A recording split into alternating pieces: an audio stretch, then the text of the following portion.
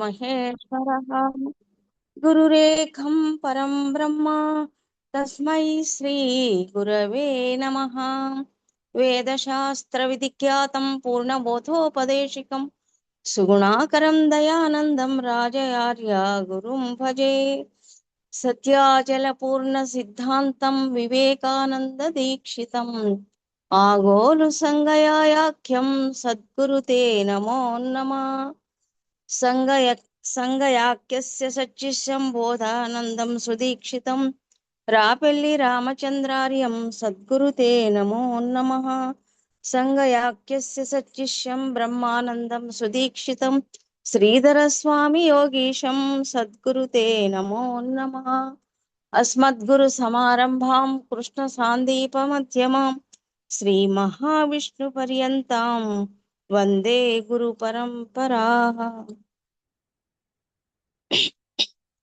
బ్రహ్మానందం పరమసుఖదం కేవలం జ్ఞానమూర్తిం ద్వంద్వాతీతం గగన సదృశం తత్వమస్యాది లక్ష్యం. హలో హలో హలో ఏకం నిత్యం వినొస్తుందమ్మా? ఇది కాదు బిందు. ఏకం నిత్యం విమలమచలం బిందు సర్వధీ సాక్షిభూతం ఫోన్ చేయి. భావాతీతం త్రిగుణరహితం సద్గురుంతం నమామి. గురుంతం నమామి.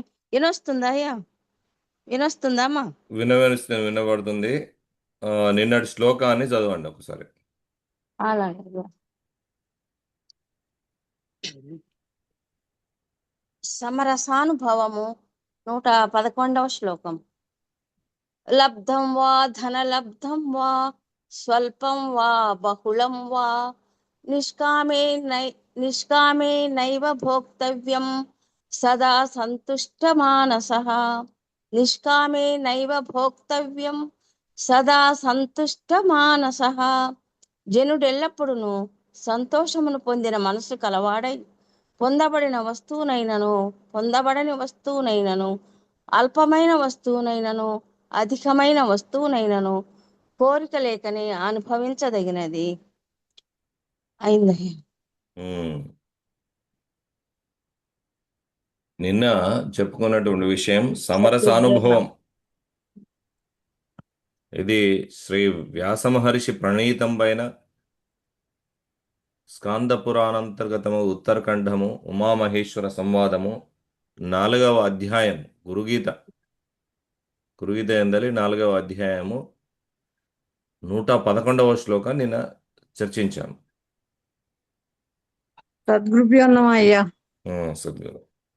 అది దానికి సంబంధించినటువంటి ఒకసారి దాని యొక్క వివరణ ఏంటి అంటే,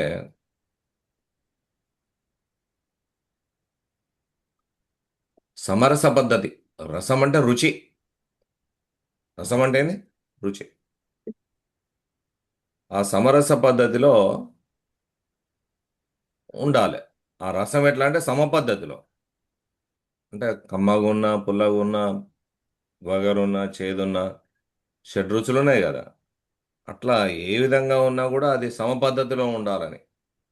అందుకోసమే మనం ఉగాది పచ్చడి తింటాం. ఉగాది సంవత్సరానికి ఓ రోజు.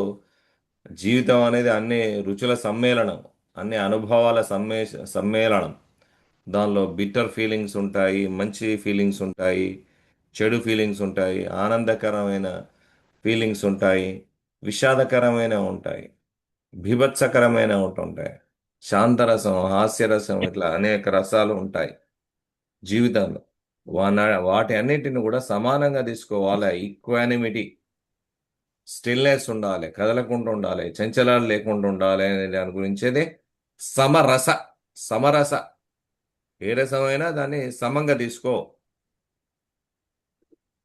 లబ్ధం వా ధనం లబ్ధం వా స్వల్పం వా బహుళం వా నిష్కామేనైవ భోక్తవ్యం సదా సంతుష్ట మానస. ఇది శ్లోకం. ఇదే లైఫ్ ఎసెన్స్, ఇదే వే ఆఫ్ లివింగ్. భారతీయుల కర్మభూమి, వేదభూమి, సనాతన సాంప్రదాయం యొక్క సమస్త శాస్త్రాల సారం అంట గింతే. లబ్ధం వా ధనం లబ్ధం వా స్వల్పం వా బహుళం వా లబ్ధం వా లబ్ధించినా గాని. ఏంటిది ధనం? ధన లబ్ధం వా అంటే లభించకపోయినా.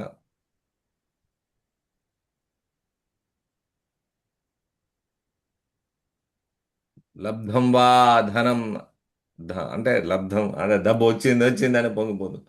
డబ్బు రాక నష్టమైనకు కుంగిపోతుంటాడు. అట్లా కాకుండా సమరస పద్ధతి. లబ్ధం వా ధన అలబ్ధం వా అంటే ధనం లభించినా కానీ లభించకపోయినా. స్వల్పం వా బహుళం వా. స్వల్పం అంటే కొంచెం వచ్చింది, కొంచెం వచ్చినా. బహుళం వా అంటే ఎక్కువ వచ్చినా కూడా సమపద్ధతిగా ఉంది. నిష్కామేనైవ భోక్తవ్యం అంటే అనుభవించు. ఏంటి కోరిక లేకుండా అనుభవించు, అంటే ఫలాసక్తి లేకుండా అనుభవించు. సదా సంతుష్ట మానస, నువ్వు ఎల్లప్పుడూ సంతుష్టుడై ఉండాలి. మనస్సులో శాంతము, సంతృప్తి, ఆత్మతృప్తితో ఉండాలి అంటున్నాడు. ఇది నేను చెప్పుకున్నటువంటి శ్లోకం. ఇది 111వ శ్లోకం. ఇవాళ 112వ చదవండి.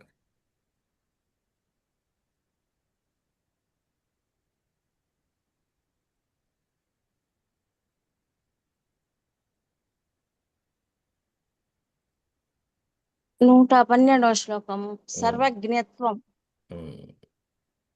సర్వజ్ఞ పదమిత్యాహుః దేహి సర్వమయో భువి సదానందః సదా శాంతో రమతే యత్ర కుత్రచిత్. జీవుడు భూమి అందెక్కడనైనా సదానందుడును సదా శాంతుడును సమస్త స్వరూపుడై క్రీడించుచున్నాడో దానిని సర్వజ్ఞత్వ పదమని బ్రహ్మవేత్తలు చెప్పిరి. అయింది. సర్వజ్ఞత్వం, సదానందం, సర్వజ్ఞత్వం, దానివల్ల సర్వమయత్వం కలుగుతుంది. సర్వజ్ఞత్వం అంటే మనం కైవల్య శరీరం ఇవన్నీ చదువుతున్నప్పుడు ఈ పదజాలం వస్తుంటుంది. సర్వజ్ఞత్వం, సర్వమయత్వం. ఎప్పుడైతే సర్వజ్ఞత్వం కలిగిందో సర్వమయత్వం వస్తుంది. ఎప్పుడైతే సర్వమయత్వం వస్తుందో సదానందం, ఎప్పటికీ ఆనంద స్వరూపుడై ఉంటాడు. ఎప్పుడైతే సదానందం జరిగిందో సదా శాంతి, సదా శాంతి కలుగుతుంది. ఆ సదా శాంతి కలగడమే అచలయోగ దృష్టి.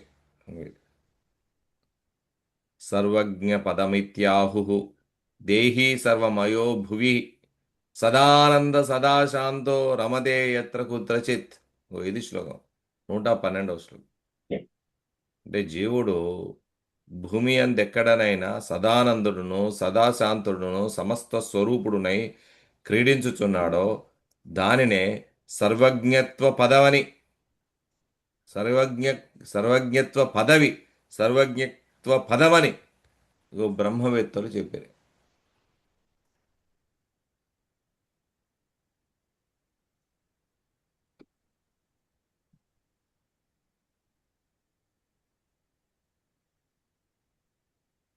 సర్వజ్ఞత్వం. The knowledge of Brahman declared that the state in which the jiva, wherever it may be on earth, abides in eternal bliss, perpetual peace, and as the essence of all, freely sporting in that realization is called the state of omniscience. అంటే అంతటా ఉన్నది, అంతటా ఉన్నది. ఏముంది అంతటా? అంటే అందరు అనేది ఎరుక ఉన్నదయా, ఆత్మ అంతటా ఉన్నది, దేవుడు అంతటా ఉన్నాడు అంటుంటాడు. ఇది సర్వజ్ఞత. అన్నిటి అందు ఉన్నది అది.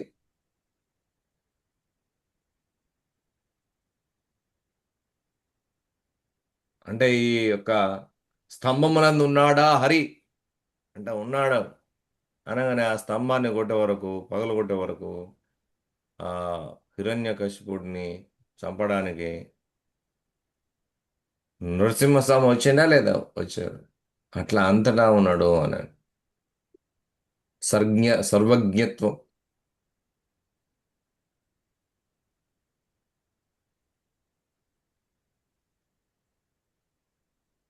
అందు గలడిందు లేడని సందేహము వలదు చక్ర సర్వ ఉమ్, అంటే అందు ఇందు అనే సందేహం ఉందా అంటే లేదు. చక్రి సర్వోపతగతుండు ఎందెందు వెతకి చూసిన నందంటే గలడు దానవాగ్రణి వింటే అంతటా ఉన్నాడు ఇట్లా హరి అని ఉంటుంది.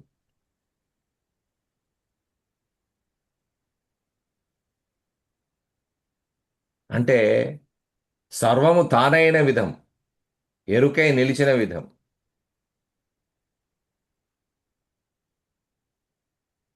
అంటే ఎరుక భ్రాంతులు తొలగినవాడు. ఏకం అనేకం అవుతుంది, అనేకం ఏకం అవుతుంది, ఏకం అనేకం భవతి, అనేకం ఏకం భవతి. ఒకటి అనేకం అవుతుంది, అనేకం ఏకం అవుతుంది. ఇది ఏకానేక భ్రాంతి. ఏకం లేదు, అనేకం లేదు. ఏకం ఉంటేనే అనేకం అనే దృష్టి, అనేకం ఉంటేనే ఏకం అనే దృష్టి. కాబట్టి మేఘంలో ఆకాశం ఉందా, ఆకాశంలో మేఘం ఉందా? ఆకాశంలో మేఘం లేదు, మేఘంలో ఆకాశం లేదు, రెండు లేవు పో. ఈ విధంగా తెలుసుకున్నవాడు సర్వజ్ఞత్వం అనేది తెలియబడుతుంది. జీవుడు భూమి ఎందెక్కడైనను సదానందుడును సదా శాంతుడును సమస్త స్వరూపుడునై క్రీడించుచున్నాడో ఇదంతా క్రీడ, లీల, ఒక ఆట. దానినే సర్వజ్ఞత్వ పదమని బ్రహ్మవేత్తలు చెప్పారు. అంటే ఏమన్నా ఈ భారం అంతా నేనే మోస్తున్నాను అని ఏడుపు ముఖం పెట్టుకొని తిరుగుతున్నావు కదా ఇంట్లో. ఉందా నీ భారం నీ నెత్తి మీద ఉందా? భూమిని మొత్తున్నావా, ఆకాశాన్ని మొత్తున్నావా, సంసారాన్ని మొత్తున్నావా? మోసేవాడే లేడు పో. ఇది సర్వజ్ఞత్వం, సర్వమయత్వం, సదానందం, సదాశాంతి, అచలయోగ దృష్టి.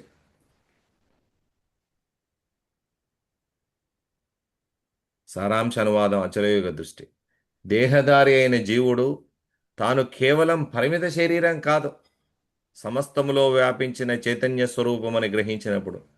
అంటే దేహధారి అయిన జీవుడు నేను ఈ ఏంటిది సోలలో బిల్లలాగా ఉన్నావా నువ్వు? సెల్ ఫోన్లో సిమ్ కార్డ్ లాగా ఉన్నావా? చీ లేవు. ఇది కరెంటు వస్తుంది పోతుంది, వస్తుంది పోతుంది. ఆ, చలనం, ప్రవాహం, చైతన్య ప్రవాహం. అంటే నువ్వుల్లో ఉన్నది, రాళ్ళలో ఉన్నది, మనుషుల్లో ఉన్నది, జీవుల్లో ఉన్నది, పక్షుల్లో ఉన్నది, పాముల్లో ఉన్నది, బలిలో ఉన్నది, ఎలుకలో ఉన్నది, రోళ్ళలో, రాళ్ళలో, తేళ్లలో, ఎలా ఈ దేంట్లో అన్ని గొడ్లలో, ఒడ్లలో, బుడ్లలో అన్నిట్లా లేని కరెంటు రూపంగా కదులుతుంది నాన్న. ఇది ఒకటే ఒకటే గిన్నె రూపాయలుగా కనబడుతున్నది విశ్వరూపంగా. సమస్తంలో వ్యాపించిన చైతన్య స్వరూపం నీవు. కానీ నువ్వు ఒక బిల్లలాగా సెల్ ఫోన్లో సిమ్ కార్డ్ లాగా ఉన్నావా? ఒక సెల్ ఫోన్ పోతే ఇంకో సెల్ ఫోన్లో ఎత్తాం సిమ్ కార్డ్ అనుకుంటాం. చిచి అట్లా లేదు ఇది ఆత్మ. అతనికి ఒక ప్రత్యేక స్థలం అవసరం లేదు, ఒక ప్రత్యేక స్థితి అవసరం లేదు, ఒక ప్రత్యేక బాహ్య ఆధారం అవసరం లేదు దానికి. ఎక్కడైనా ఏ పరిస్థితిలోనైనా సర్వమయ దృష్టితో సదాశాంతితో సదానందముతో రమిస్తాడు. ఇట్లా తెలుసుకుంటే అంటే ఏంది? అన్నం తిన్నావు 4 రోజులు, అన్నం తింటే 4 రోజులు శక్తి వచ్చింది. 4 రోజులు తినకపోతే ఏమైంది? అన్నమే కదా సత్వధాతువులుగా మారింది. అన్నమే రసమే, రసమే రక్తమే, రక్తమే మాంసమే, మాంసమే ఏమవుతుంది? మేధస్సే అస్తులు ఉంటే రేతస్సు వస్తుంది. రేతస్సే కదా చైతన్యం, అదే ఓజస్సు కదా. ఆ ఓజస్సు లేకపోతే మనిషి నడుస్తాడా, కూర్చుంటాడా, మరి మాట్లాడతాడా, ఆలోచిస్తాడా? అది అది కరెంటు.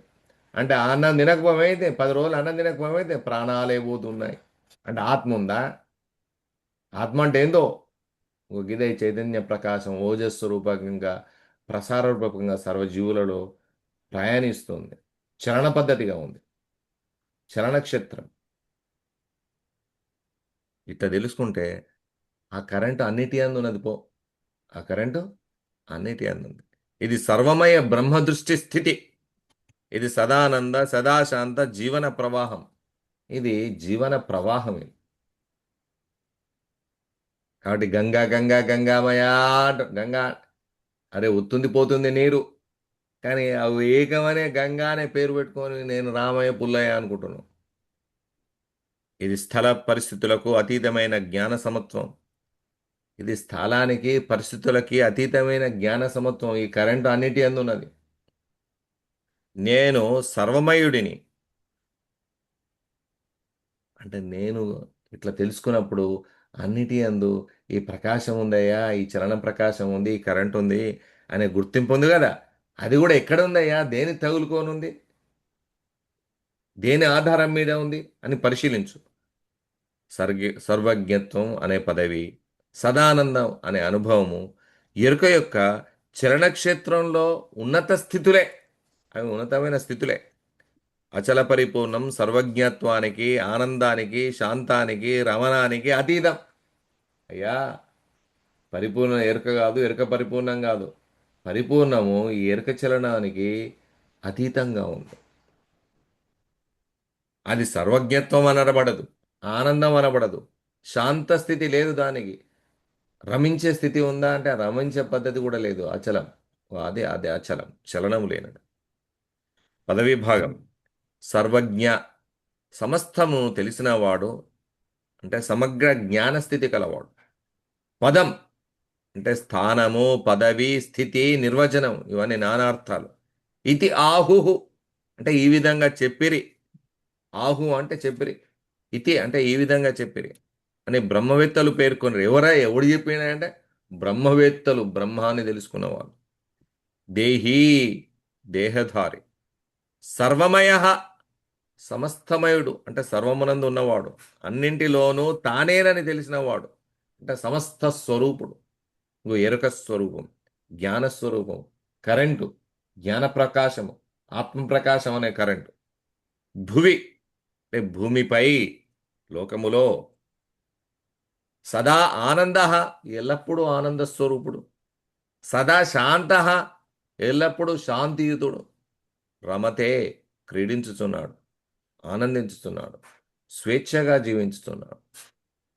ఎత్ర కుత్రచిత్ ఎక్కడైనా, ఏ ప్రదేశంలోనైనా, ఏ పరిస్థితిలోనైనా అని అర్థాలు. ఎత్ర కుత్రచిత్ ప్రాతిపదార్థం, లిటరల్ మీనింగ్. దేహధారి జీవుడు భూమిపై ఎక్కడైనా సర్వమయుడై, సదానందుడై, సదా శాంతుడై రమించుతున్న స్థితిని సర్వజ్ఞత్వ పదమని బ్రహ్మవేత్తలు చెప్పుచున్నారు. అచలయోగ సిద్ధాంత దృష్టి. ఈ శ్లోకం జ్ఞాని యొక్క సర్వమయ దృష్టిని తెలుపుతుంది. జ్ఞాని పద్ధతిలో పూర్తి విషయాన్ని తెలుసుకున్నప్పుడు ఏంటంటే జ్ఞానానికి మించిన పవిత్రమైనటువంటి వస్తువు ప్రపంచంలో లేనే లేదు. 4వ అధ్యాయం జ్ఞానయుగము, భగవద్గీత 38వ శ్లోకం. నహి జ్ఞానేన సదృశం పవిత్రమిహ విద్యతే తత్స్వయం యోగ సంసిద్ధ కాలేనాత్మని విందతి. అటువంటి జ్ఞాన పద్ధతి ద్వారా తెలుసుకున్నప్పుడు సర్వమయ దృష్టి తెలియబడుతుంది, సర్వము తానని తెలియబడుతుంది. సాధారణ జీవుడు తనను శరీరముగా, పేరుగా, కుటుంబ సంబంధముగా, వృత్తిగా, పాత్రగా, స్థితిగా గుర్తించుకుంటాడు సాధారణ మానవుడు. అతని జ్ఞానం తన వ్యక్తిగత పరిధిలోనే తిరుగుతుంది. అందువల్ల అతనికి లోకం విభజనగా కనిపిస్తుంది. అంటే తాను వేరు, లోకం వేరు, మనుషులు వేరు, చుట్టాలు వేరు, పక్కాలు వేరు, శత్రువు వేరు, పాము వేరు, బలి వేరు, ఎలుక వేరు, ఇట్లా కనిపిస్తుంది ప్రపంచం అంతా. పంచభూతాలు వేరు. ఇట్లా ఇది నేను, ఇది నీవు, ఇది నాది, ఇది అది, ఇది నాది, పరాయిది అనే భావాలు కలుగుతుంటాయి. కానీ జ్ఞానం పరిపక్వమైనప్పుడు, పరిపూర్ణ జ్ఞానం పొందినప్పుడు దేహదారి జీవుడు తన పరిమితమైన గుర్తింపును దాటి సమస్తములో ఒకే చైతన్య ప్రవాహమును చూడగలుగుతాడు. సమస్తములో ఏంది ఆత్మ ప్రకాశాన్ని చూడగలుగుతాడు. ఈ దృష్టిలో అతడు సర్వమయుడు అవుతాడు. అతనికి ప్రపంచం ఇక వేరుగా ఉండదు. ప్రపంచమే తాను, తానే ప్రపంచం, విరాట్ స్వరూపం.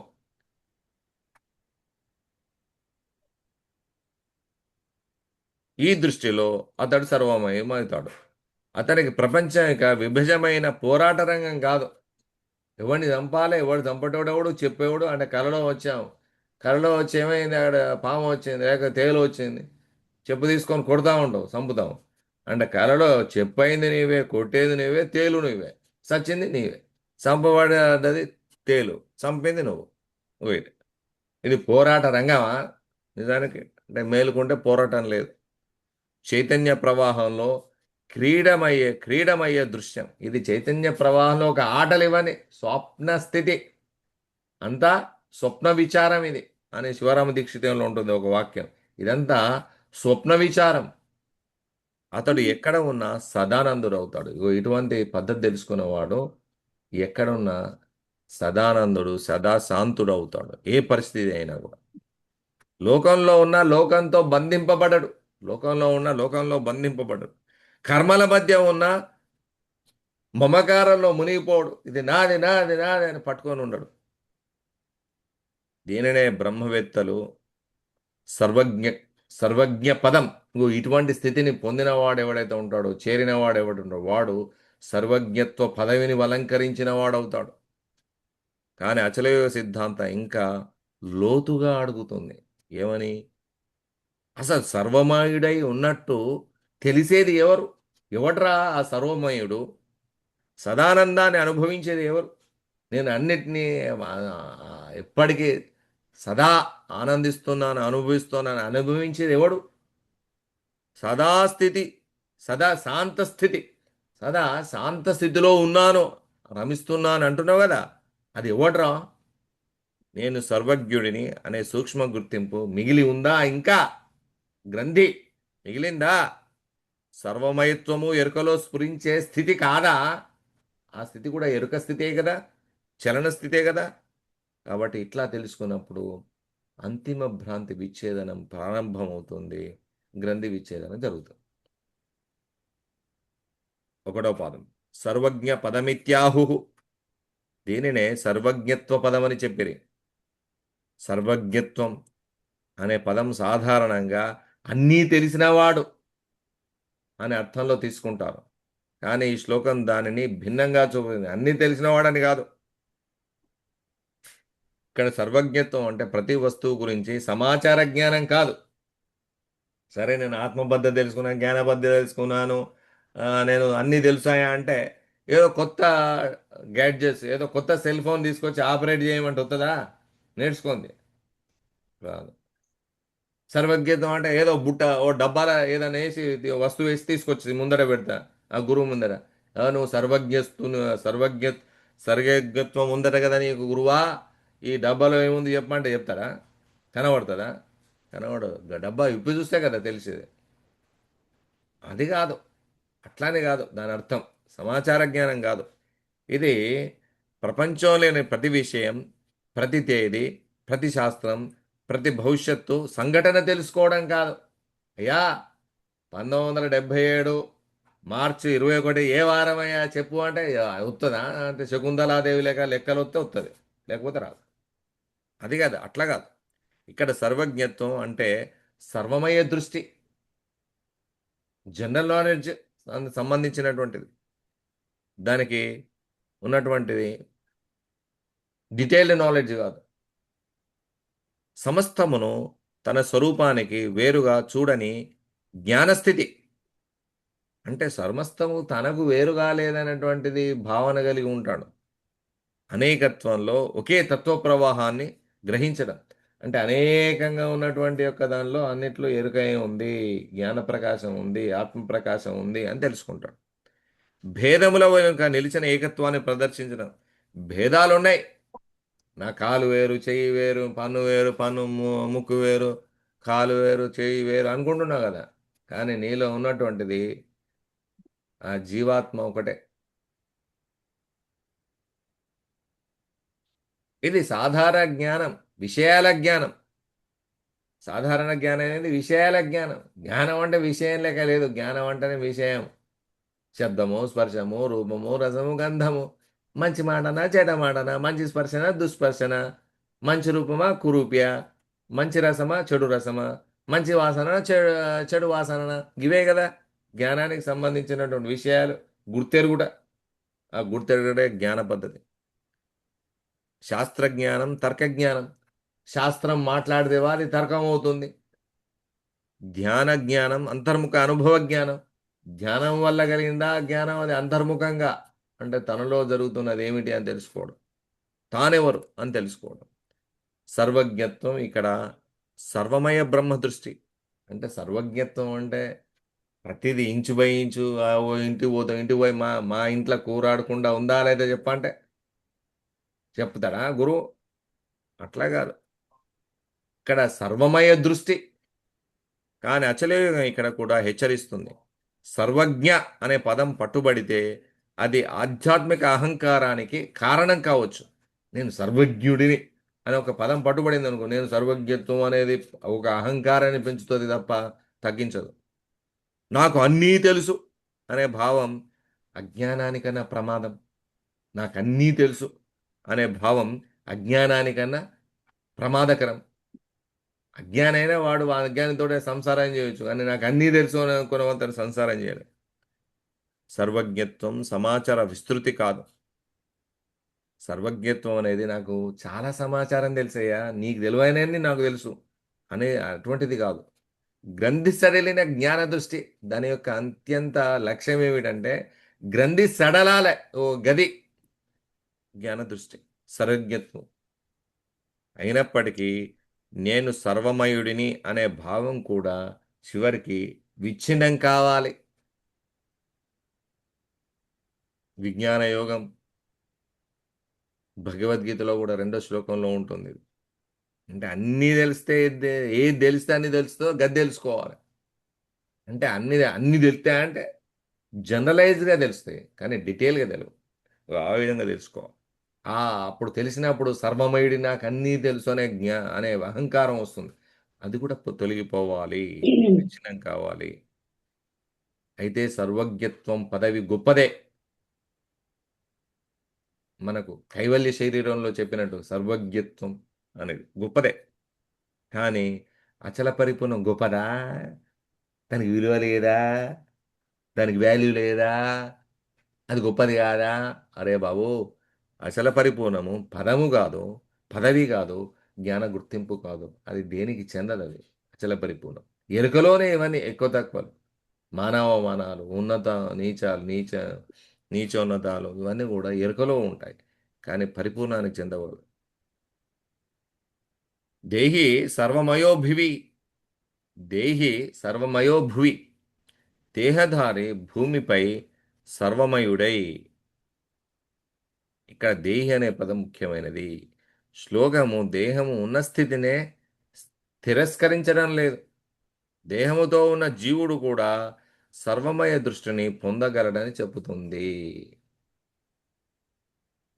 అతడు దేహాన్ని వదిలి వెళ్ళలేదు, లోకాన్ని విడిచి పారిపోలేదు, భూమిపైనే ఉన్నాడు, కానీ దేహాభిమానంలో చిక్కుకోలేదు.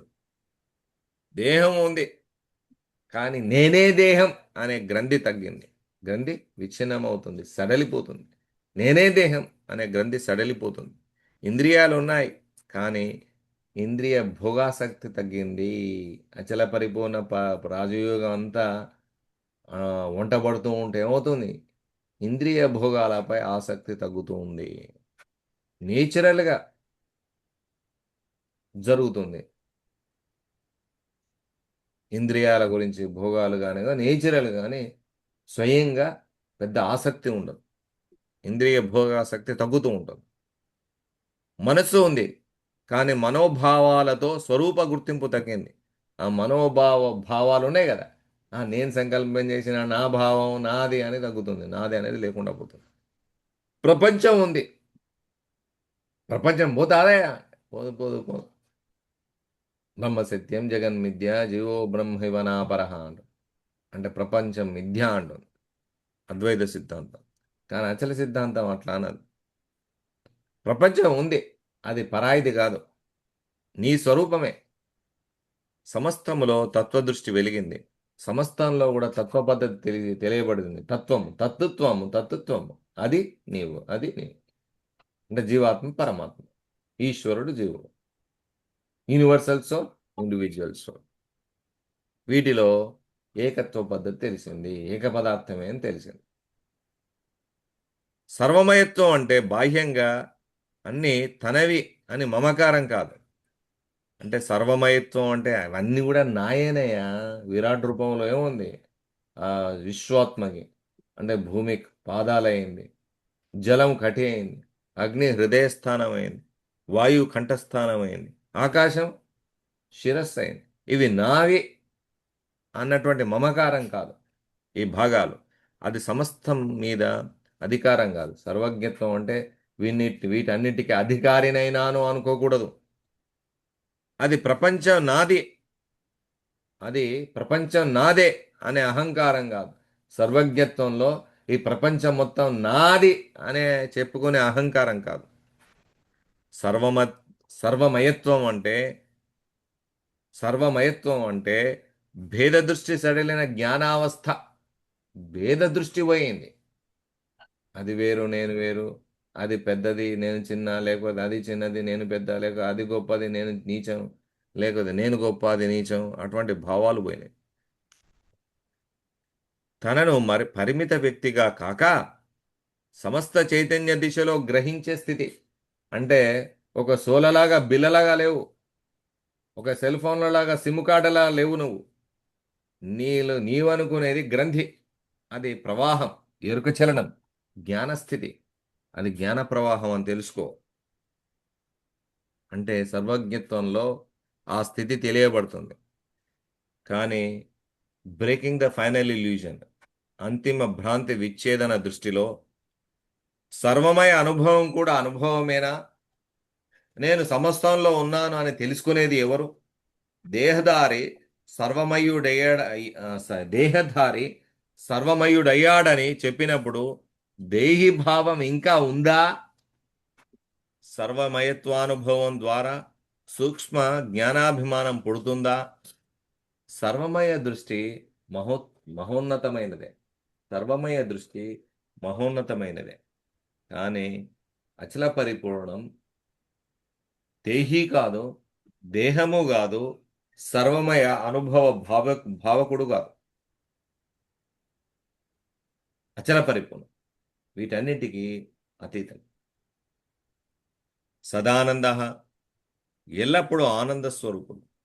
సదానందం అనక అంటే పేరు పెట్టుకుంటాడు, సదానందం సదానందం అంటే ఎప్పుడూ ఆనందంగా ఉండాలని.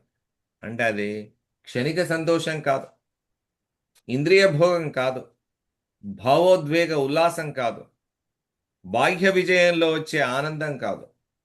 ఇది జ్ఞాన దృష్టి వల్ల పుట్టే లోతైన అంతరపూర్ణత. సాధారణ ఆనందం కారణాధీనం. అంటే అయ్యా నాకు బిడ్డ పెళ్ళైతే సంతోషం, నా కొడుకు జాబ్ దొరికితే సంతోషం, మా కోడలు సంతానం అయితే ఏమన్నా సంతోషం, ఒక్కడుంది ఎమ్మెల్యే గెలిస్తే సంతోషం. కొందరికి ఏంది వ్యతిరేక భావం ఉంటుంది. ఎదుటోనికి నష్టం వచ్చిందంటే నాకు సంతోషం, వాడి కళ్ళు పోవాలి, కాలు పోవాలి, ఇట్లా కోరుకుంటాం.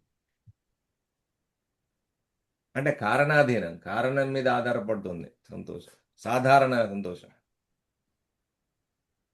అంటే సాధారణంగా వస్తువు లభిస్తే ఆనందం, కోరిన వస్తువు లభించింది అనుకో ఆనందం, లభించి అది పొడగొట్టుకున్నాం అనుకో దుఃఖం. ఒక వ్యక్తి తనకు అనుకూలంగా మాట్లాడితే ఆనందం, తనకు విరుద్ధంగా మాట్లాడితే దుఃఖం. గౌరవం వస్తే ఆనందం, అవమానం కలిగితే కలత చెందుతుంటాం. కానీ ఈ సదానందం అనేది బాహ్య కారణాలపై పడదు. అది సర్వమయ దృష్టిలో పుట్టే అంతర విశాలత్వం. అది సర్వమయ దృష్టిలో పుట్టే విశాలత్వం. అంటే మనసు బాగా పరిణితి చెందాలి, వైడ్ కావాలి. అయినప్పుడు ఏమవుతుంది? సర్వమయ దృష్టి అంతా ఒక ఏకమే అని తెలుసుకున్నప్పుడు సదానంద పద్ధతి కలుగుతుంది. నాకు ఇంకా కోరుకున్నది జరగలేదు, అటువంటి భావాలు ఉంటాయి కదా మనుషులు, అటువంటి ఆయన తగ్గుతూ ఉండాలి. తగ్గిన కొద్దీ సదానంద స్థితికి చేరువవుతుంటాడు మనిషి. అయితే అచలయోగ దృష్టిలో ఆనందం అనుభవం అయితే అది వస్తుందా పోతుందా? సదానందాన్ని తెలుసుకున్న ఎరుక ఎవరిది? సదానందం అని తెలుసుకుంటున్నాడు కదా, ఆ ఎరుక ఎవరిది? నేను ఎల్లప్పుడూ ఆనంద స్వరూపుడిని అనే భావం మిగిలే ఉందా? ఇంకేమైనా ఉంటే అది కూడా ఒక సూక్ష్మ అహంకారమే. ఆనంద స్థితి మీద ఆధారపడిన జ్ఞానాభిమానం ఉందా? సదానంద బ్రహ్మజ్ఞాన దిశలో సదానందం సదానందం అనేది బ్రహ్మజ్ఞాన స్థితిలో ఉన్నతమైన స్థితియే, నిజమే. గురువులు కూడా రామచంద్రాఖ్యులు, సంగయకుల వారు ఎప్పుడు చిరునవ్వుతో ఉండేవారు. సదానంద పద్ధతి అది ఉన్నతమైన స్థితియే. కానీ అచల పరిపూర్ణం ఆనందానుభవం కాదు, అది ఆనంద స్వరూపం కాదు. కాబట్టి ఆనందుల వారం కాదు అని అంటారు శివరామ దీక్షితులు. అంటే మేము ఆనందాలు అని మధ్యలో వచ్చిన ఈ పేర్లు సచ్చిదానంద అవధూత నుండి సచ్చిదానంద అవధూత, భూమానంద, దయానంద అనేటువంటి పేర్లు వచ్చినాయి. అథవా అంతకుముందు ఆనందం అనే బిరుదులు లేవు మనకు అచల సిద్ధాంతంలో. అందుకోసం ఇది ఎందుకోసం అంటే ఇది అచలం అనేది ఆనందానికి సంబంధించిన విషయం కాదు, ఆనంద అనుభవం కాదు, అచలం పరిపూర్ణం. కాబట్టి ఈ బిరుదులన్నీ ఊరికే గుర్తింపు కోసం, అంటే మనకు రామయ్య పుల్లయ్య అనే పేరు ఎట్లుందో ఆ ఆధ్యాత్మిక గుర్తింపు కోసం పేర్లు ఇచ్చిన గురువు. కానీ ఇది ఇక్కడ ఆనందం అని చెప్పుకునేటువంటి సాంప్రదాయం కాదు ఇది. ఆనందాన్ని తెలిసే సాక్షి కూడా కాదు. మరి ఆనందాన్ని ఇది ఆనందం ఇది దుఃఖం అని తెలుసుకునే సాక్షి కూడా ఒకడు ఉన్నాడు కదా, వాడు ఏమైనా అచల పరిపూర్ణం అంటే అచల పరిపూర్ణం ఆ సాక్షి కూడా కాదు. ఆనందము ఎప్పుడైతే ఉంటుందో ఆయాసం ఉంటుంది. అంటే ఈ ఆనంద ఆయాసాలకు అతీతమైనది అచలం. అచలం అనే దానికి ఆనందం లేదు, ఆయాసం లేదు, ఆనందం లేదు, నిరానందం లేదు. సదా శాంత, ఎల్లప్పుడూ శాంతుడై. సదాశాంతి అంటే జీవితంలో సంఘటనలు లేవని కాదు. జీవితంలో సంఘటనలు లేవా అంటే ఉన్నాయి. సమస్యలు లేవని కాదు. ఒక సమస్య పోయినా కొద్ది ఇంకొక సమస్య పుట్టుకొస్తుంటాయి సముద్రంలో అలల్లాగా. అబ్బా ఈ సమస్య పోయిందయా అని ఇంకో సమస్య రెడీగా వస్తూనే ఉంటుంది. శరీరం బాధపడదని కాదు. అచల సిద్ధాంతంలో ఉంటే శరీరం బాధపడుతుందా పడదా అని అడుగుతుంటా. అంటే బాధపడదని కాదు, బాధలు ఉంటాయి, రోగాలు ఉంటాయి, నొప్పులు ఉంటాయి, దానికి రాసుకోవాలి, ఆయిల్ రుద్దుకోవాలి, మందు రుద్దుకోవాలి, మెడిసిన్ తినాలి, నిజమే. శరీరం బాధపడదని కాదు. లోక కర్తవ్యాలు ఉండవని కాదు. లోకంలో కర్తవ్యాలు ఉంటాయి, అంటే బాధ్యతలు. పెళ్లి చేసుకున్నప్పుడు పిల్లలు ఉడితే వాళ్ళకి అన్నం పెట్టాలి, వాళ్ళకు విద్య చెప్పియాలి, వాళ్ళకు పెళ్ళిళ్ళు చేయాలి, మనమరాలు ఉడితే వాళ్ళ కార్యక్రమాలు చేయాలి, వారి బాధ్యతలు ఉంటాయి, నిజమే. సదాశాంతి అంటే లోక చరణాల మధ్య లోపల బిగుసుకుపోవడం, తగ్గిపోవడం. అంటే సదాశాంతి అంటే లోకంలో చలనాలు ఉంటాయి, వ్యవహారంలో చలనం ఉంటుంది, వ్యవహారంలో స్పందనలు ఉంటాయి, వాట్లల్లో బిగుసపోవద్దు. దానికి పూర్తిగా ఏంటిది ఆ సమస్య వచ్చినప్పుడు దానికి కుంచకపోవద్దు. దాని సమస్యకు పరిష్కారం వెతుక్కోవాలి, దానికి సమస్యకు పరిష్కారం చూసుకోవాలి, చేసుకోవాలి. జ్ఞానవంతుడు కూడా శరీరంతో జీవించవచ్చును. ఆ జ్ఞానవంతునికి శరీరం లేదా, అశరీర గురువు శరీరం లేదంటే కిందికెళ్ళి ఇంత మంట పెడతాం మొత్తుకు ఒడుగురు. అట్లనే కాదు, శరీరం ఉంటుంది, అతనికి బాధ్యతలు కూడా ఉండవచ్చును, సంబంధాలు ఉండవచ్చు, ఆరోగ్యపరమైన సవాళ్ళు ఉండవచ్చు, సమాజంలో కదలికలు ఉండవచ్చును. కానీ అతనిలో నేను ఈ చలనానికి బంధితుడిని, రాసుకోండి, నేను ఈ చలనానికి బంధితుడిని అనే భావం బలహీనమవుతుంది. అందువల్ల అతని అంతరంగంలో శాంతి నిలుస్తుంది. సదాశాంతి అంటే రాగద్వేషాల బిగుతు తగ్గిపోవడం. ప్రేమ, కోపం ఎట్లుంటాయి, ఒక ఆటలాగా ఉంటుంది. కానీ ప్రేమ అంటే పూర్తిగా లీనమోడు, ద్వేషం అంటే పూర్తిగా ద్వేషబద్ధ కోపంతో ఉండడం. వస్తుంటాయి, పోతుంటాయి సముద్రం అలాగా. మానవ ప్రభావం తగ్గిపోవడం. అంటే గౌరవం ఇచ్చిందయా నా శిష్యుడు పోతే పట్టుబావు దోతి పెట్టిండు, ఉంగురాలు దొరికిండు, 2 లక్షలు జీతులో పెట్టిండు, మానం, అవమానం. ఆ గురువే వేయండు, 2 రూపాయలు కూడా వేయలేదు, ఏదో పాత తీసుకొచ్చి ఏదో వస్తువు గిఫ్ట్కి ఇచ్చిండు, వాడుకున్నది, తన వాడుకున్న సెల్ ఫోన్ నీకు ఇచ్చిండు. ఇచ్చినప్పుడు అది అవమానకరం అని అంటే అటువంటి వాటి నందు ఎటువంటి విచక్షణ లేకపోవడం.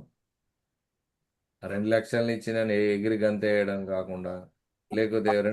2 ఇచ్చి నేను అలిగి ఊరుకోవడం కాకుండా, అటువంటి పద్ధతి లేకుండా ఉండడం గురువుగారి మనుషులు. లాభ నష్టాలలో మనస్సు కూలకపోవడం, అది లాభం వచ్చినా నష్టం వచ్చినా ఏ రకంగా ఉండడం. అంటే నష్టం వచ్చినప్పుడు కూలిపోతుండు, లాభం వచ్చినా ఎగిరి గంతేస్తుండు, అట్లా ఉండకూడదు. భేద దృష్టి వల్ల కలిగే అంతర కలహం తగ్గిపోవడం. అంటే ఎవరో భేద మూవ్ దృష్టి వల్ల చేసుకోండి. ఏమవుతుంది, అంతరంగ కలహాలు వస్తున్నాయి, అటువంటి తగ్గిపోవడం. అది సదా శాంతి. కర్తృత్వం, నేను చేస్తున్నానే భావం లేకపోవడం వల్ల ఏమవుతుంది, బాధ్యత తేలిక అవడం. నేను చేస్తున్నా అంటే నెత్తి మీద బరువు అంతా ఉంటుంది, భూమి అంతా నువ్వే మోస్తున్నట్టు భారం ఫీల్ అవుతుంటావు. నేను చేయట్లేదు అనుకున్నప్పుడు ఆ తేలికైంది మనసు, ఏమైంది, తేలికైంది. భోక్తృత్వం తగ్గడంతో ఫలితాలు అంతగా కట్టిపడేయకపోవడం. నేను అనుభవిస్తున్నాను అనే భ్రాంతి ఉంది కదా, అది కూడా తీసేసుకుంటే ఆ ఫలితం, ఆ కార్యంలో వచ్చే ఫలితం చెడైనా మంచైనా నిన్ను పెద్ద బంధించదు, కట్టిపడేయదు. కాబట్టి అంతిమ భ్రాంతి విచ్ఛేదనంలో కొన్ని ప్రశ్నలు వస్తుంటాయి. ఏమని మాట్లాడుతున్నారు, ఎవరు డిస్టర్బెన్స్ చేయకండి.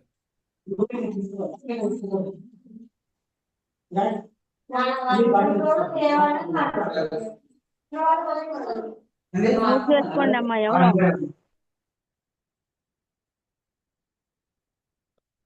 శాంతిని అనుభవిస్తున్నవాడు ఎవడు? నేను సదా శాంతుడిని అని తెలుసుకునేది ఎవరు? శాంతి స్థితి మిగిలినప్పుడు స్థితివంతుడు కూడా మిగిలాడా? నేను శాంతి స్థితిలో ఉన్నాను అంటే ఇంకా మిగిలి ఉన్నావా? ఇంకా శాంతి కూడా ఒక సూక్ష్మ ఆధ్యాత్మిక ఆస్తిగా మారిందా? అదొక ఆస్తే కూర్చుందా నీకు? కూర్చుందంటే ఇంకా సూక్ష్మ గ్రంథి ఉన్నట్టే. అయ్యా మరి శాంతి కోరుకుంటున్నారు కదా, ఓం శాంతి శాంతి శాంతి, ఆధ్యాత్మిక ఆది భౌతిక ఆది దైవిక శాంతి కావాలంటున్నావు కదా, 3 స్థాయిలో. అవసరమా లేదా అంటే అవసరమే. శాంతి పవిత్రం, పవిత్రమా కాదంటే పవిత్రమే. ఏమంటారు అక్కడికి వచ్చి బచ్చన బిడుగు, అబ్బా ఇది చాలా ప్రశాంతంగా ఉంది, మెడిటేషన్ ప్లేస్ లాగా ఉంది. మా అమ్మగారు అంటునేవారు చిన్నప్పుడు, శ్రీధర్ బొమ్మ ఆశ్రమానికి పోయి చదువుకోవడం ప్రశాంతంగా ఉంటుందంటే అక్కడనే పోయి చదువుకునే. అంటే ఆ పవిత్రంగా ఉంటుంది ఆ స్థలం అని, అంటే శాంతంగా ఉంటుంది. శాంతి పవిత్రం. కానీ శాంతుడనే భావం కూడా చివరి గ్రంథి కావచ్చు. నేను శాంత స్థితిలో ఉన్నాను, నేను శాంతుడిని అనే భావం కూడా ఇంకా చివరి గ్రంథి మిగిలి ఉంటుంది. రమతే ఎత్ర కుత్రచిత్, ఎక్కడైనా రమించుతున్నాడు. ఈ వాక్యం జ్ఞాని స్థలానికి పరిస్థితికి అతీతుడని చూపిస్తుంది. కానీ ఇటువంటి జ్ఞానం పొందితే ఈ స్థలాలకి పరిస్థితులకి అతీతమైన స్థితి కలుగుతుంది జ్ఞానికి. అతడు అడవిలో ఉన్నా, గ్రామంలో ఉన్నా, రాజభవనంలో ఉన్నా, గుడిసెలో ఉన్నా, శ్మశానాల్లో ఉన్నా, జనసమూహంలో ఉన్నా, ఏకాంతంలో ఉన్నా, 10 మంది గుంపులో ఉన్నా, అతని అంతరస్థితి ఒకే దిశలో ఉంటుంది. అతనికి ఒక ప్రత్యేక వాతావరణం అవసరం లేదు, కృత్రిమంగా ఒక వాతావరణం చేసుకోవాలని లేదు, ప్రత్యేక గౌరవం అవసరం లేదు, ప్రత్యేక భోగం అవసరం లేదు, ప్రత్యేక మఠం ఉండాలి, నాకు ఆశ్రమం ఉండాలని కూడా ఉండదు. చెట్టు కిందైనా చెప్పుకుంటాడు. ఎక్కడైనా అతడు రమిస్తాడు. ప్రత్యేక స్థానం అవసరమే లేదు. ఎందుకంటే అతని సంతోషం బాహ్య స్థలాలపై ఆధారపడలేదు. నేను మా హైదరాబాద్లో ఉంటేనే సంతోషం, లేక నాకు సందులోనే ఉండే సంతోషం అనుడు, ఎక్కడున్నా ఉంటాడు సంతోషం. ఇది సర్వమయ దృష్టి. ఈ స్టేటస్ కలిగింది అనుకో, ఈ స్థితి కలిగింది అనుకో, అది సర్వమయ దృష్టి. సదానందం సదా శాంతి నుండి పుట్టింది. సదానందం అనేది ఎప్పటికీ శాంతంలో ఉంటే ఆ సదానందం పుడుతుంది. కానీ అచలయోగ దృష్టిలో రమించేది ఎవరు? ఎక్కడైనా నాకు ఆనందమని తెలుసుకునేది ఎవరు? స్థలాతీత అనుభవాన్ని స్వీకరించే కేంద్రం ఒకటి ఉందా?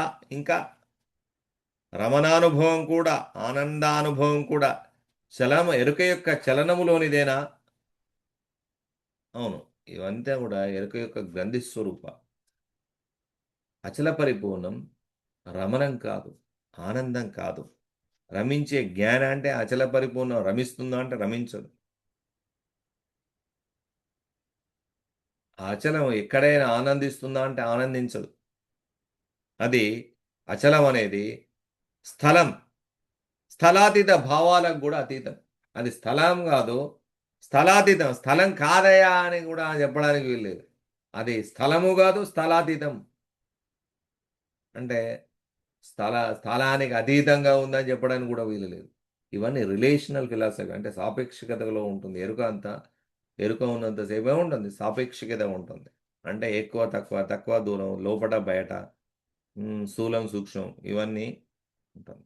అది స్థూలం కాదు, సూక్ష్మం కాదు, లోపట కాదు, బయట కాదు, స్థలం కాదు, స్థలం కాదు అని చెప్పడానికి, శూన్యం అని చెప్పడానికి కాదు. ఇది కాబట్టి కీలక విశ్లేషణ. సర్వజ్ఞత్వం అనే దాని గురించి జరుగుతుంది ఇదంతా విచారణ. సర్వజ్ఞత్వం అంటే సమాచార సర్వజ్ఞత కాదు, అంటే నాకు అన్నీ తెలుసు అని అది కాదు. సర్వమయ జ్ఞాన దృష్టి అది.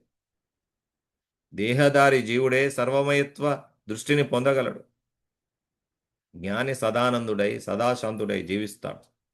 అతడు ఎక్కడైనా రమించగలడు. స్థలం, పరిస్థితి, వస్తువు, సంబంధం ఇవి అతని అంతరానందాన్ని నిర్ణయించవు. సర్వమయ దృష్టి భేదభావాన్ని కరిగిస్తుంది. కానీ అచలయోగ సిద్ధాంతం ఇంకా లోతుగా చెబుతుంది. ఏమని?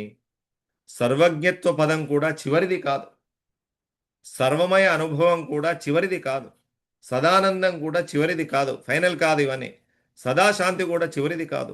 ఎక్కడైనా రమించే జ్ఞాని కూడా చివరివాడు కాదు. సర్వమయుడనే పవిత్ర నేను కూడా చివరికి కూలిపోవాలి. కాబట్టి ఉపనిషత్తులు సూచించాయి. ఏమని? సర్వం కల్విదం బ్రహ్మ నేహ నానాస్తికించన. ఇక్కడ అనేకత్వం లేదు, ఇదంతా బ్రహ్మమే, ఈ సమస్తము బ్రహ్మమే. ఇక్కడ ఏమాత్రం భిన్నత్వం లేదు. నేహ నానాస్తికించన, ఇందులో ఎటువంటి భేదాలు లేవు, భిన్నత్వం లేదు. ఇటువంటి దృష్టి ఏకదృష్టి పక్వమైనప్పుడు, పరిపూర్ణమైనప్పుడు జ్ఞాని సర్వమయత్వాన్ని గ్రహిస్తాడు. అతడు భేదాన్ని మానసిక నిర్మాణంగా చూస్తాడు. అనేకత్వంలో ఏకత్వాన్ని గ్రహిస్తాడు. సమస్తంలో బ్రహ్మదృష్టిని పొందుతాడు. అందువల్ల అతనికి సదానందం, సదాశాంతి కలుగుతుంది. కానీ అచలయోగ సిద్ధాంతం ఇక్కడ అత్యంత సూక్ష్మమైనటువంటి పద్ధతిని చెబుతుంది. ఏమని? సర్వబ్రహ్మ అనే దృష్టి మహోన్నతమైనదే, కానీ దృష్టి ఉన్న చోట దృష్టికర్త ఉండే అవకాశం ఉంది. నేను సర్వమయుడిని అన్న భావం ఉన్న చోట జ్ఞానాభిమానం ఉండవచ్చు. సర్వమయత్వం కూడా ఎరుకలో స్ఫురించే చలనంలోని మహాజ్ఞాన స్థితి కావచ్చు. నిజమే, అచల పరిపూర్ణం సర్వం కాదు, అసర్వం కాదు. అది సర్వజ్ఞత్వ పదము కాదు. ఇది సర్వమయ అనుభవం కాదు. అది అచలం అనేది.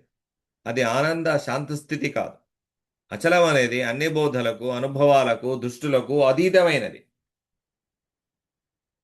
కాబట్టి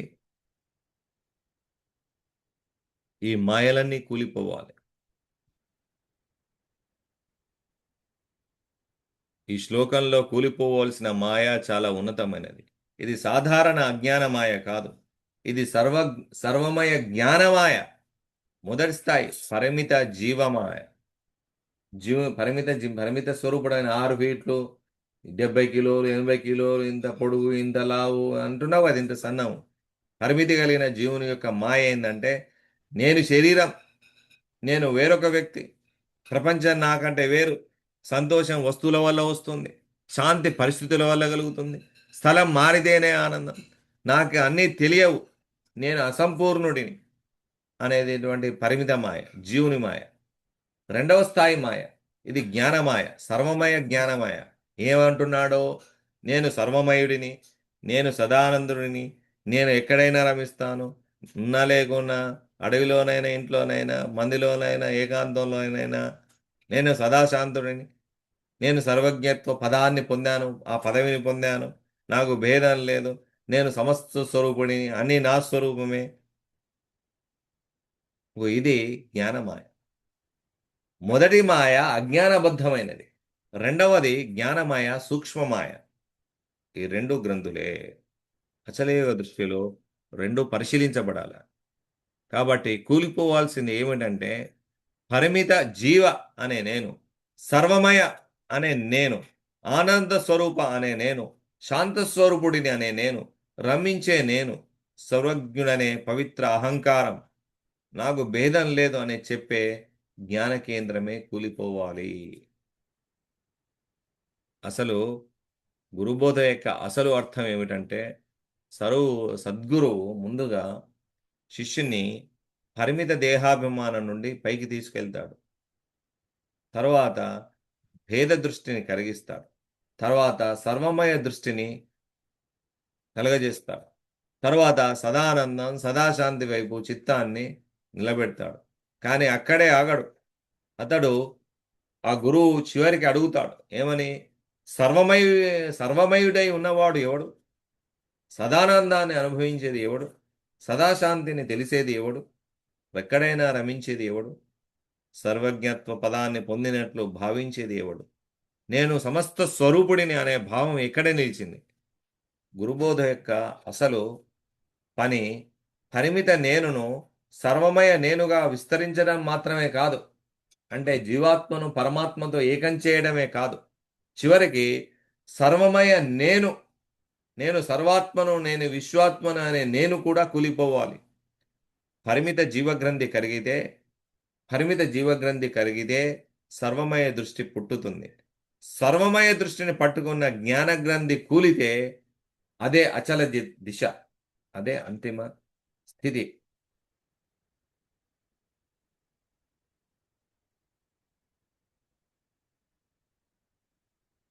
కాబట్టి అచలయోగ ముద్ర దీని ప్రకారం రాసినటువంటి శ్లోకం, న సర్వజ్ఞం న సర్వత్వం న ఆనందో న శాంతత సర్వమయ అహం క్షయే సర్వమయ అహం క్షయే శేషం కేవలమచలం న సర్వజ్ఞం న సర్వత్వం నానందో న శాంతత. ఇది మొదటి వాక్యం. న సర్వజ్ఞం న సర్వత్వం నానందో నా ఆనందో నా శాంతత సర్వమయ అహం క్షయే శేషం కేవలమచలం. అంటే తెలుగులో సర్వజ్ఞత్వము కాదు, సర్వమయత్వము కాదు, ఆనందము కాదు, శాంతత్వము కాదు, శాంతతత్వము కాదు, ఆనందము కాదు, శాంతత్వము కాదు, సర్వమయుడనే సూక్ష్మ అహం కూలినప్పుడు మిగిలేది ఒక్కటే, అచల పరిపూర్ణ పరబ్రహ్మం అని సర్వజ్ఞత్వం గురించి 112వ శ్లోకాన్ని, 4వ అధ్యాయం గురుగీతలో ఉన్నటువంటి 112వ శ్లోకాన్ని ఇవాళ వివరించడం జరిగింది. ఇప్పుడు ప్రశ్నలు ఏమైనా ఉంటే అడగచ్చు.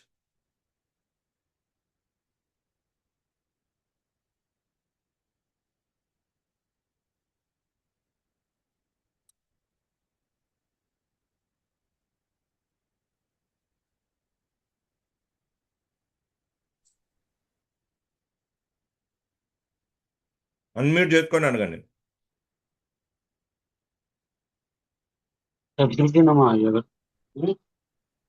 అరవింద్ మాట్లాడు సోలాపురం. చెప్పండి. ఇదివరకు జరిగిన గురించి అడగొచ్చా? అడగండి. ఇప్పుడు సమాధి లక్షణము అని సమరసానుభవము ఈ రెండు పదాలు హెడింగ్ లో వాడుకున్నారు. అవును, అది సమానమే అని ఇక్కడ కూడా అదే భావము, అంటే రెండు హెడింగ్లు ఇచ్చారు కదా. అవును. అది లక్షణము అని ఇక్కడ అనుభవము, దానికి భేదం ఏమున్నది? మంచిదే, మంచి ప్రశ్న. ఇక్కడ అరవింద్ గారు అడుగుతున్నారు, ఇక్కడ శులాపురంలోనే.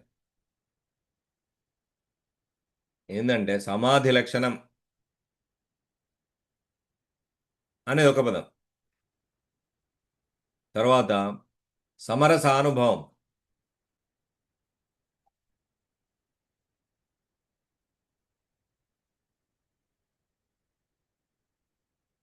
ఈ రెండిటి మధ్య భేదం ఏందని అడుగుతున్నాడు. రెండు ఒకటే రకంగా కనబడుతున్నాయి కదా. సమాధి లక్షణము, సమరసానుభవము ఒకే పద్ధతి కనిపిస్తున్నాయి కదా, కానీ భేదం ఏముందని అడుగుతున్నాడు. అంటే సమాధి లక్షణం నిజమే, సమరసానుభవం రెండు ఒకేలా కనిపిస్తున్నాయి నిజమే, కానీ వాటి దృష్టి భిన్నంగా ఉంటుంది, వేరుగా ఉంటుంది. ఎలా అంటే సమాధి లక్షణం అంటే ఏంటంటే సాధకుని మనస్సు విక్షేపరహితమై చిత్తవృత్తులు శాంతించి ధ్యాత ధ్యేయ ధ్యాన భేదము తాత్కాలికంగా లయమయ్యే స్థితి యొక్క లక్షణాలు సమాధి లక్షణం అంటే గిది. ధ్యాత అంటే ధ్యానించేవాడు, ధ్యేయం అంటే ఇంకో దేని గురించి ధ్యానించాలి కదా, గురువునో లేకపోతే ధనాన్నో లేకపోతే లక్ష్మినో లేకపోతే జాబునో ఏదో కావాలని ఉంటుంది కదా, లేకపోతే ఆనందంనో లేకపోతే శాంతినో కోరో చేస్తుంటాడు, అది ధ్యేయ వస్తువు. ధ్యానం దానికి జరిపే క్రియ జరుగుతుంది. అయితే దీనిలో చిత్తవృత్తులు వస్తున్నాయి, అనేక ఆలోచనలు వస్తాయి, అవన్నీ తీసేస్తుండాలి శాంతించి విక్షేపరహితమై. అంటే నీ చైతన్యం పరిపరి ఆ మనస్సు పరిపరి విధాల పరుగులు పెడుతుంది. ఆ పరుగులు పెట్టకుండా ఒక ఈ ఈ స్థితులు ఉన్నాయి కదా, ధ్యాత ధ్యేయము ధ్యానము, ఇవన్నీ కూడా భేదంగా ఉండి ఆ ధ్యేయం నాకు ఇది కావాలి, ఇది నేను పొందాలి అనుకున్నావు కదా, అవన్నీ కరిగిపోతాయి, లయమే అవుతాయి. అదన్నీ కూడా లయమై ఏకస్థితిని పొందడమే ఇగో ఈ సమాధి స్థితి యొక్క లక్షణం. అప్పుడుగా కోరేవాడు లేదు, కోరబడేది లేదు, కోరినవాడు లేడు, కోరిక లేదు. ఇగో ఇది సమాధి లక్షణం. ఇందులో ప్రధానంగా ఏమైందయా ఈ లక్షణంలో అంటే మనస్సు నిశ్చలమవుతుంది, చలనం లేకుండా అయింది. ఇంద్రియాల చలనం ఉందా అంటే లేదు, తగ్గిపోయింది. బాహ్య ప్రపంచం భావన ఉందా అంటే మందగించింది. ఆనందం శాంతి ఏకాగ్రత అనుభవం అవుతాయి. అప్పుడేమైంది, ఆనంద స్థితిలో ఉంటాడు, సమాధి స్థితిలో. ఇవన్నీ కూడా సాధకంలో కలిసిపోయినాయి, సాధకంలో ఇవన్నీ కూడా లీనమైనట్లు ఉంటుంది. కానీ సమాధి ఒక అవస్థ కావచ్చు, అదొక అవస్థనే నిజమే, అందులో ప్రవేశించి తిరిగి బయటకు రావచ్చు. ఆ సమాధి నుండి మళ్ళీ బయటకు వస్తారు కదా, బయటకు వచ్చే వరకు యథావధిగా ఉంటాయి అన్నీ కూడా. మళ్ళీ సమాధిలో శాంతి ఉండి వ్యవహారిక జీవితంలో మళ్ళీ రాగద్వేషాలు ఉద్భవిస్తే అది ఇంకా సంపూర్ణ జ్ఞానస్థితి కాదు. కానీ ఏమైంది, ఆ సమాధిలో శాంతిలో ఉంటాడు, ఉండి అంటే బుట్టలో పెట్టి పాములా ఉంటాడు, బుట్టలో ఏంది దాని మీద మూత తీయగానే బుస్సుమని లేస్తే కదా, ఆ సమాధి స్థితి నుండి మళ్ళీ బయటకు రా అనే రాగద్వేషాలు వచ్చేసినాయి. వచ్చేసే వరకు అప్పుడు సంపూర్ణ జ్ఞానస్థితి అంటే ఇది కాదు అని తెలియబడింది. ఇది సమాధి లక్షణం. ఓ సమాధికి ఇట్లుంటుంది. తర్వాత సమరసానుభవం. సమరసానుభవం అంటే ఏంటంటే, సమరసానుభవం అంటే సుఖదుఖాలు లాభనష్టాలు గౌరవాలు మానవమానాలు పొందింది పొందలేదు అనే భావాలు, ఇవన్నీ మధ్య అంతర్గతంగా వీటి భావాల మధ్య సమాన పద్ధతిలో ఉండడం, అంటే రెండింటిని సమానంగా తీసుకోవడం. ఈ ద్వంద్వాలను లాభమైన నష్టమైన మానవమైన అవమానమైన సమానంగా తీసుకున్నప్పుడు సమరసానుభవం. అంటే ఇది కేవలం కళ్ళు మూసుకొని ఉండే ధ్యాన స్థితి కాదు, ఇవి కళ్ళు మూసుకొని ఉండలేదు. ఇప్పుడు సమాధి స్థితిలాగా కళ్ళు మూసుకొని ఉండలేదు ఇక్కడ. ఇది ధ్యాన స్థితి కాదు, జీవన వ్యవహారంలో పరీక్షించబడే స్థితి. ఇది ఒక పరీక్ష నీకు. ఇక లాభం వచ్చినా నష్టమైనా, కరోనా వచ్చినప్పుడు ఏమైంది, అందరికి ఇబ్బంది, ఆర్థికంగా ఇబ్బంది అయిందా లేదా, అయింది. రోగాలు వచ్చినాయి, నష్టాలు వచ్చినాయి, అంతా వచ్చినాయి. అక్కడ పరీక్ష, అదొక టెస్టింగ్ టైం అయ్యా. ఇది పరీక్షా సమయం, జాగ్రత్త ఉండాలంటున్నాడు. అంటే అన్నిటి యందు సమపద్ధతిలో ఉండాలి. సమరసానుభవంలో ఏమైంది, అనుభవాలు వస్తాయి, కానీ వాటిని పట్టుకునే అహంకారం తగ్గిపోయింది. సుఖం వచ్చినా ఉప్పంగడు, దుఃఖం వచ్చినా కుంగిపోడు, కర్తృత్వం భోక్తృత్వం క్రమంగా కరిగిపోతాయి. సమస్త పరిస్థితులలో కూడా సమత్వ పద్ధతి కలుగుతుంది. ఉన్నప్పుడే అది సమరసానుభవం. జీవితం నుండి పారిపోతాడా అంటే, కరోనా వచ్చింది, భార్య పిల్లల్ని పోషించి అడవిలో పట్టుకొని పోయినావా, పోలే. అంటే జీవితం మధ్యలోనే శాంతి ఉంటుంది. సపోజ్ చేసైనా అది ఆ గండం గట్టెక్కించుకొని మళ్ళీ తీర్చుకున్నాం కదా, అప్పులు గుప్పులు. అట్లా ప్రధానమైన తేడా ఏమిటి రెండు పదాల మధ్య అంటే, సమాధి లక్షణం అనేది మనస్సు లీనమయ్యే స్థితిని సూచిస్తుంది. మనస్సు అన్నిట్లో లీనమైపోతుంది. లీనమైపోయి వాటికి నీకు మధ్య తేడా లేకుండా అయిపోతుంది సమాధి స్థితిలో. కానీ సమరసానుభవం అనేది ఏమవుతుంది ఇక్కడ? మనస్సు ఉంటుంది, ప్రపంచం ఉంటాయి, అనుభవాలు ఉంటాయి, ఉన్నప్పటికీ సమాన పద్ధతి చెదిరిపోకుండా ఉండడం. అది అవమానమైన, గౌరవమైన, లాభమైన, నష్టమైన, కీర్తి అయినా, అప్రతిష్ట అయినా ఇట్లా సమాన పద్ధతిలో ఉండడం ఈ సమరసానుభవం. కాబట్టి సమాధి ఒక ప్రత్యేక అనుభవ స్థితి కావచ్చు, కరెక్టే. కాబట్టి సమరసం జీవనం అంతటా వ్యాపించిన స్థిరబోధ, కదలక మెదలక ఉండే లక్షణం, సమదృష్టి కలిగి ఉండడం. సమాధిలో ద్వంద్వాలు కనిపించకపోవచ్చు, ఎందుకంటే అంతా లీనమైంది మనసులోనే, కాబట్టి ద్వంద్వాలు లేవు. కానీ సమరసంలో ద్వంద్వాలు కనిపిస్తాయి, కానీ అంతర్గతంగా విభజన ఉండదు. ఇది మంచిది, చెడ్డది, ఇది అవమానము మంచి చెడ్డది, కీర్తి మంచిది అనే భావన ఉండదు. కాబట్టి సమాధి నిశ్చలమైన మనస్సు యొక్క స్థితి. కాబట్టి సమాధి అనేది ఇది మనస్సు యొక్క నిశ్చలమైన స్థితి సమాధి. కానీ సమరసం జ్ఞానంలో స్థిరపడిన జీవన రీతి. తలపండిపోవాలి ఆ సంజ్ఞాయకులు రామచంద్ర ఏది వచ్చినా తట్టుకునేటట్టు ఆ విధంగా ఉండడం. జీవనంలో వాళ్ళు ప్రాక్టికల్ లైఫ్లో చూపిస్తుండ్రు అనుభవాల ద్వారా. ఎట్లా ఉంటారు అట్లా ఉంటారు. అచలేయ సిద్ధాంత దృష్టిలో సమాధి అంతిమం కాదు, అది ఫైనల్ కాదు. సమాధి అనేది అంతిమం కాదు. సమాధి కూడా చిత్తానికి సంబంధించిన ఒక స్థితి ఆయన. అది వస్తుంది పోతుంది. సమాధి స్థితి ఏమైతే సమాధి స్థితి వస్తుంది పోతుంది. కానీ సమరసానుభవం కర్తృత్వ రాహిత్యం, అసంగత్వం, సంతోష మనస్సు, పరిస్థితులకు అతీతమైన సమత్వంగా వ్యక్తమవుతుంది. ఇది సమరసం అనేదే చాలా ఇంపార్టెంట్ ప్రాక్టికల్ లైఫ్లో.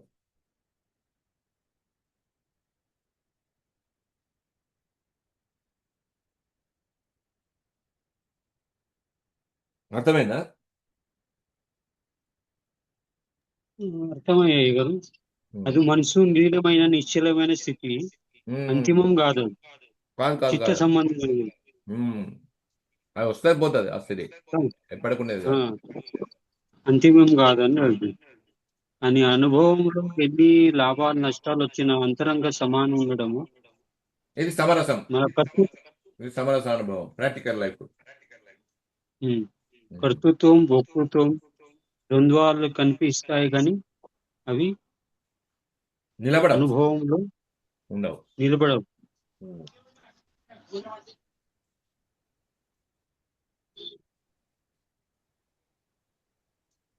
సమత్వం ఉంటుంది, కర్తృత్వ రహిత పద్ధతి ఉంటుంది. సమరాసనుభవం. కరెక్ట్. నెక్స్ట్. అయ్యా నమస్కారాలు అయ్యా. ఏది లాస్ట్ పదం ఇంకొకసారి చెప్పండి అయ్యా. ఈ సమరస పద్ధతి యందు జ్ఞానములో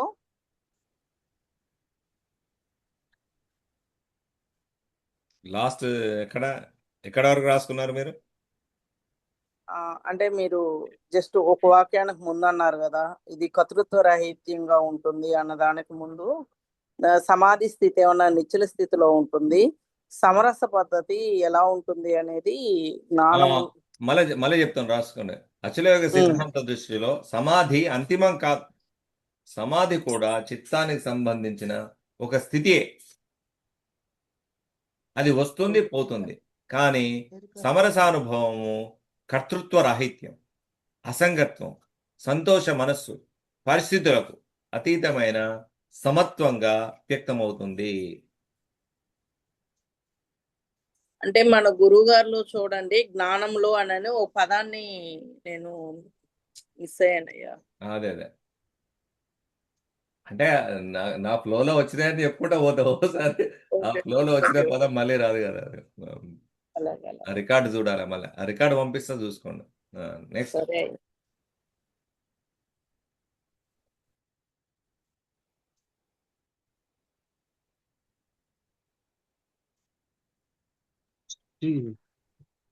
కదా స్పీడ్ ఉంటే అది రాయడం అందుకోసం రికార్డు ఓకే. పంపిస్తున్నా, రాసుకోండి రాసుకునే వాళ్ళు తర్వాత. ఉమ్. ఎందుకంటే కొందరు వినలేకపోయిన వాళ్ళు కూడా తర్వాత వింటారు.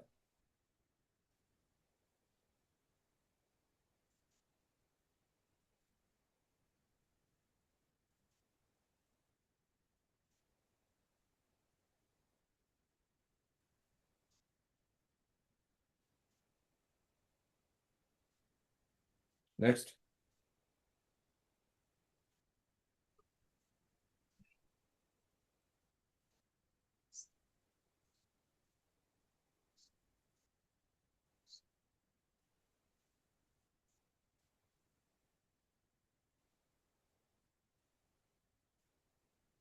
అయ్యా ఉమ్, నేను బాలమణి. ఉమ్. ఇప్పుడు సమాధి లక్షణం అంటే ఇప్పుడు సమరసం అనేది ఇప్పుడు అంతా తెలుసుకున్న తర్వాత మళ్ళీ అది సమాధి లోపల ఉంటేనేమో మళ్ళీ ఒకసారి పైకి వచ్చి బయటకు వచ్చే అవకాశం ఉందన్నమాట. మళ్ళా చలన పద్ధతి ఉంది దానికి దగ్గర నిలవకపోవడం. ఇప్పుడు సమరసం అంటేనేమో కర్తృత్వ రహిత భావంతో ఉంటుంది అన్నట్టు అయ్యా. కర్తృత్వ రహిత పద్ధతిలోనే సమరస భావం కలుగుతుంది, లేకపోతే కలగదు. ఇప్పుడు Correct. సమాధి లక్షణంలో నిలకడ లేదు. ఒకసారి అణిగే లక్షణంతో ఒకసారి బయటకు వచ్చి ప్రపంచం మళ్ళా ఇక పోయే లక్షణం ఉంది. Correct correct. అట్లా దానికి అర్థం అది, దీనికి అర్థం ఇది. కరెక్ట్ తెలుసుకున్నారు. సమాధి లక్ష్యంలో సద్గురువేనమ్మయ్యా. చెప్పండి. సమాధి లక్షణం ఒక వాక్యం వస్తుంది. ఎక్కడ సమత్వంలో అధీనం ఉంటాడో అది సమాధి అని ఒక మాట వచ్చింది నా అంతలో. వస్తుంది కానీ అది అంతిమం కాదు. సమాధి అనేది కాదు. అంతిమం కాదు. అది సమాధి స్థితి అనేది యమనియమాసనం, ప్రాణాయామ, ప్రత్యాహార, ధ్యాన, ధారణ, సమాధి, అష్టాంగ యోగాలలో, పతంజలి సూత్రాలలో కూడా ఉన్నటువంటిది.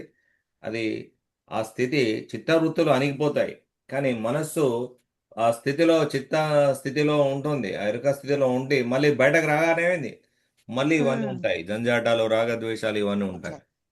కాబట్టి అది ఒక టెంపోరల్ ఫేజ్, ఒక తాత్కాలికంగా ఉండే స్థితి సమాధి అనేది.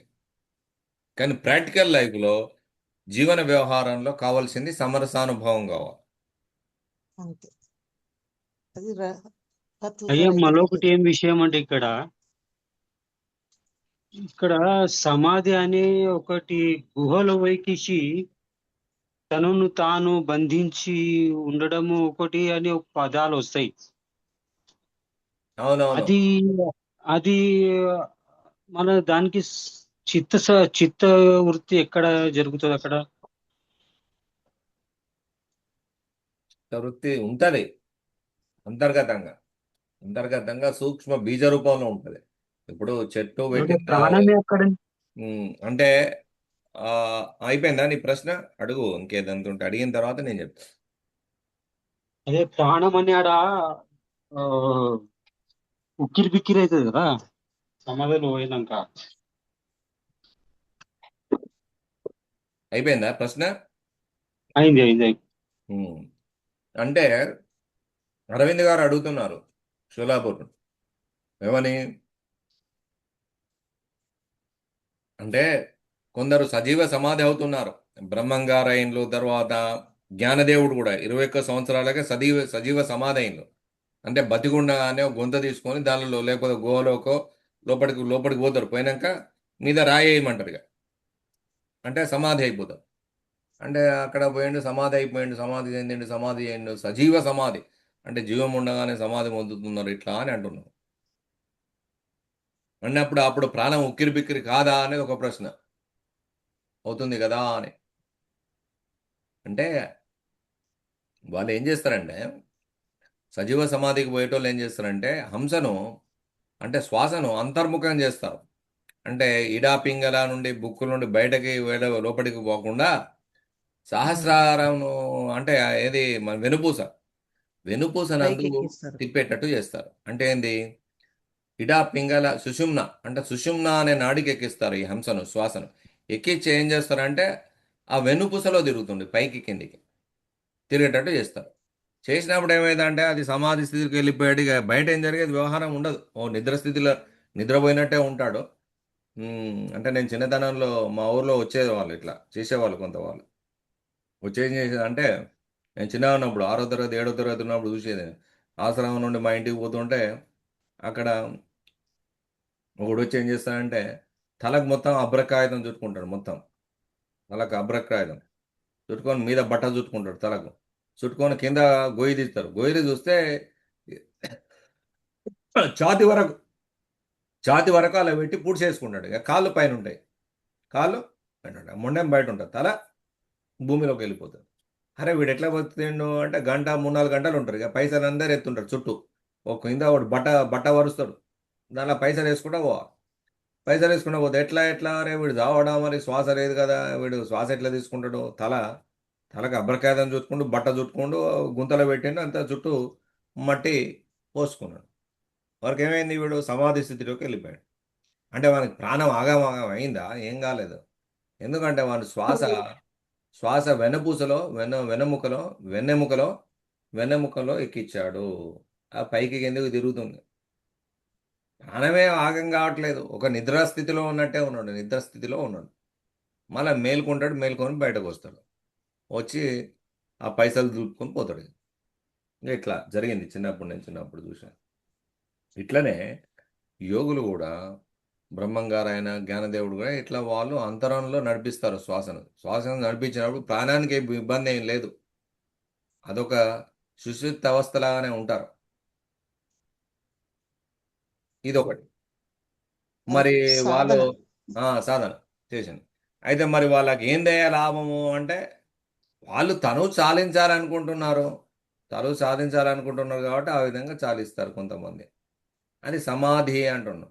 అంటే నిజమే, ఆ మనస్సు ఒక ఏకాగ్రత స్థితిలో పెట్టి ఆ విధంగా వీలుగా సమాధి చెందిన నిజమే, అది కరెక్టే. అది ఎటువంటి బాధ తెలియదు. ఇక చచ్చిపోయే ముందు ఏంది, వేయి తేళ్ళు కుట్టినట్టుంటుంది బాధ అని అంటుంటారు చచ్చిపోయేటప్పుడు. అంటే అది ఎవడు చూసినోడు లేడు, ఎందుకంటే చచ్చినోడు వాడు వచ్చి మళ్ళీ బతికి చెప్తే కదా మనకు తెలిసేది. అదొక భావన. కాబట్టి మరణము అనేది సుషుప్తి అవస్థ నుండే కలుగుతుంది. అంటే ఒక నిద్రలా అంటే స్థితికి పోయే మనిషి పోతాడు కాబట్టి ఎట్లా పోయినా గంతే వాడు. ఈ సమాధి స్థితి అందు సచ్చినా మామూలుగా సచ్చినా గంతే. ఎందుకంటే మరణం అనేది సుషుప్తి అవస్థకు పోవాల్సి ఉంటుంది ఎవడైనా కూడా. కాబట్టి అది ఏందో తెలియదు, ఎట్లుంటుంది అని కూడా తెలియదు. ఇదొకటి. కాబట్టి సమాధి స్థితి ఏందేండు అనేది గుహలల్లో ఇట్లా ఒక సమాధి కట్టుకొని దానిలో లోపలికి పోయి మీద కప్పేసేయమంటారు. కప్పేసినాక ఇక లోపల కూర్చొని ధ్యాన పద్ధతులు ఉంటే అట్లే చనిపోతారు. ఇక వాళ్ళు శ్వాస ఆగిపోతుంది, లేక అంతరంలో కొన్ని రోజులు నడిపిస్తారు. నడిపించినాక తినరు కదా, తినరు ఇక అది క్షీణిస్తుంది, శరీరం క్షీణించి వాళ్ళు ప్రాణం పోతుంది. నిజమే అది. కానీ ఇది సమాధి స్థితి వల్ల లాభం లేదు. అది టెంపోరల్, అంటే కొన్ని రోజులు కొన్ని గంటల వరకే ఉంటుంది. మళ్ళీ మెల్క రాగానే యథావిధిగా ఉంటుంది. కాబట్టి రాగద్వేషాలు మళ్ళీ మోపవుతాయి. కాబట్టి సమరసానుభవమే కావాలి, కర్తృత్వ రాహిత్య పద్ధతి కావాలి అనేది ఫైనల్. నెక్స్ట్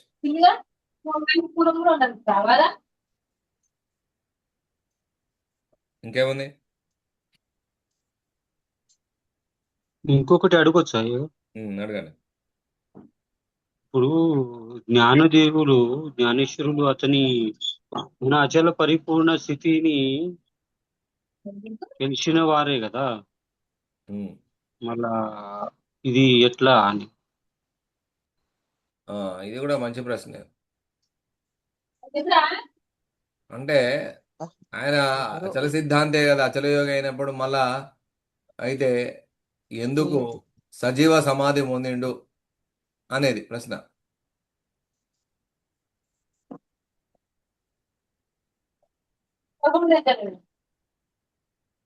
అంటే ఈ పద్ధతి తెలుసుకున్నాక సజీవ సమాధి పొందడం అవసరమా అని అడుగుతున్నాడు.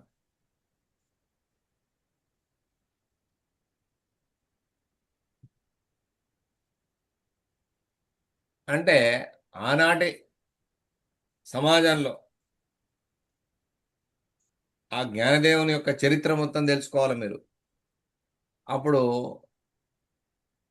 మామూలు వ్యక్తి కాదు జ్ఞానదేవుడు.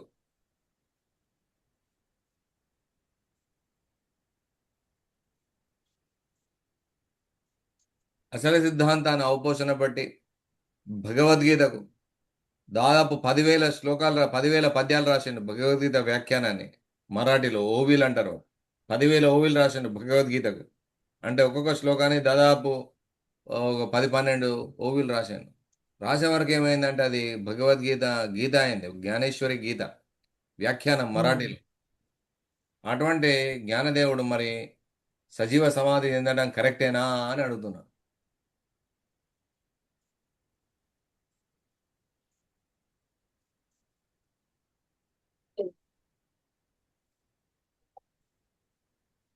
అంటే కొందరు ఆనాటి కాలం ఏమైందంటే తండ్రి, ఆ జ్ఞానదేవుని తండ్రి మొదట సన్యాసిగా మారాడు. పెళ్ళైన తర్వాత సన్యాసం పుచ్చుకున్నాడు. ఆయన పుచ్చుకొని ఆయన వెళ్ళిపోయాడు కాశీకి పోయి ఒక గురువు దగ్గర శిష్యుడైన. శిష్యుడైనాక ఏంటంటే ఆ గురువు ఇక్కడ రామేశ్వరం పోవాలని వస్తున్నాడు. ఆయన అక్కడ కాశీ నుండి రామేశ్వర పర్యటన ఇట దక్షిణ భారతదేశం పోవని వస్తూ వస్తూ వస్తూ ఈ జ్ఞానేశ్వరి తండ్రి ఊరికి వచ్చాడు. తండ్రి ఊరికి వచ్చే వరకు అక్కడ ఒక ఇంట్లో ఉన్నాడు. ఆయన ఒక దగ్గర ఉన్నాడు, ఒక రావి చెవుడి దగ్గర ఉన్నప్పుడు ఆ జ్ఞానేశ్వరి భార్య, ఆ భర్త ఎటు పోయింది తెలియదు. ఆమె ఎక్కడో సన్యాసి వచ్చిందంటే దర్శనానికి వచ్చింది అన్నట్టు. వచ్చి దర్శనం చేసుకుంది ఈ గురువు దగ్గర. చేసుకున్నప్పుడు సుపుత్ర ప్రాప్తిరస్తు అన్నాడు ఆయన. అనగానే ఆమె నవ్విందట. అవి ఎందుకు నవ్వినావు అంటే నా భర్త ఎక్కడుండో తెలియదు, మీరేమో సుపుత్ర ప్రాప్తిరస్తు అన్నారు కాబట్టి నవ్వు వచ్చింది అని అన్నాడు. అంటే అట్లనా నీ భర్త ఎట్లా ఉంటాడో అది ఇది అని అడిగింది ఆయన. అడుగుదాకి ఇట్లా ఉంటాయి పలానా గుర్తులు గిట్ల ఉంటాడు అనగానే ఆయన, అరే వాడు నా శిష్యుడే కదా, అక్కడ కాశీలో వచ్చి కలిసిండు, వీడు వాడే ఉన్నాడు అట్లున్నాడు అని దాన్ని తెలుసుకొని మరి ఇక్కడ సుపుత్ర ప్రాప్తిరస్తు అనే మాట వృధాగా అవ్వదు కదా అని చెప్పి ఆయన పోయిండు. మళ్ళీ కాశీకి పోయిండు. పోయి ఆ శిష్యుని పిలుచుకొని, ఫలానా ఊరు ఫలానా మీది ఇదేనా, నేను అక్కడికి పోయినంటే అవునా స్వామి, అయితే నా ఆజ్ఞ, నువ్వు పోయి ఆమెతోటి సంసారం చేయి, మళ్ళీ ఆమెతోటి సంసారం చేసి పిల్లలు కనాలంట. కానీ సనాతన సాంప్రదాయంలో ఒకసారి సంసారి సన్యాసి అయిన తర్వాత సన్యాసి సంసార అయితే ఒప్పుకోదు సమాజం. కాబట్టి ఆయన గురువాజ్ఞ తప్పకుండా ఉండాలి కాబట్టి వచ్చాను. మళ్ళీ భార్యతోటి ఉంటే ముగ్గురు పిల్లలు. ఆ ముగ్గురిట్లో ఇతను చిన్నవాడు, ఇతను చిన్న కొడుకు ఈయన. కాబట్టి వీళ్ళందరికీ కూడా ఆ సన్యాసి పుట్టింది కాబట్టి లోకం అంతా బహిష్కరించింది. సన్యాసి సంస్కారం చేస్తున్నారు కాబట్టి ఊరు ఎలగొట్టిండ్రు. ఊరు బయట ఉన్నారు బ్రాహ్మణులు అయినప్పటికీ వీరు బ్రాహ్మణులు వాళ్ళంతా కూడా వీళ్ళను ఎలగొట్టిండ్రు. ఊర్లోకి వెళ్ళి ఎలగొడితే అప్పుడు ఊరు బయట గుడి చేసుకొని ఉన్నాడు. ఉండి విద్యాభ్యాసం చేసిండు, తండ్రి నేర్పిండు విషయాలని కూడా. తర్వాత గురువు ద్వారా కూడా నేర్చుకున్న ఏంటంటే ఉపనయనం కాని పరిస్థితి. ఉపనయనం కూడా చేయనీయలేదు సమాజం, జంధ్యం కూడా వేసుకొని ఇవ్వలేదు. అటువంటి పరిస్థితి వచ్చింది కాబట్టి అతను లోకంపై విరక్తి కలిగింది. కలిగి 21 సంవత్సరాలకే వారు ఈ విధంగా తనుజాలించడం జరిగింది. అది చారిత్రకమైనటువంటి కారణాల వల్ల ఇలా జరిగిందని మనం తెలుసుకోవచ్చు.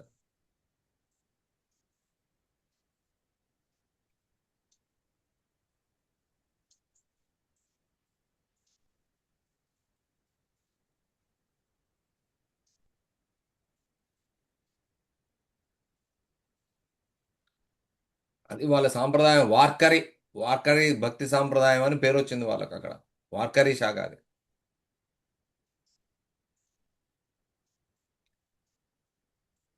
అంటే సమాజంలో ఇక బతకాలని ఆయనకు లేదు, సమాజంలో ఇంకా ఉండాలి, నా కర్తవ్యం పూర్తి అయిందని తెలుసుకున్నాడు కాబట్టి ఆయన తను సాధించేండు. నిజమే అట్లా.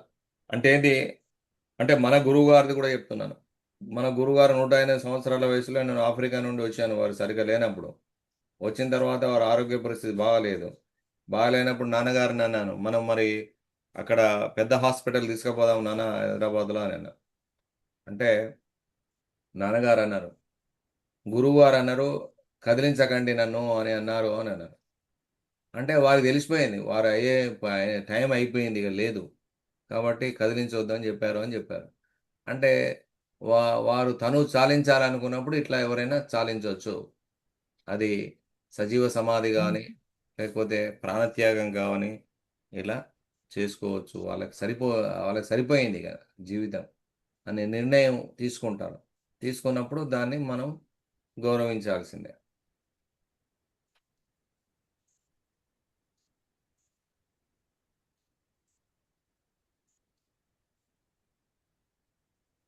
నెక్స్ట్.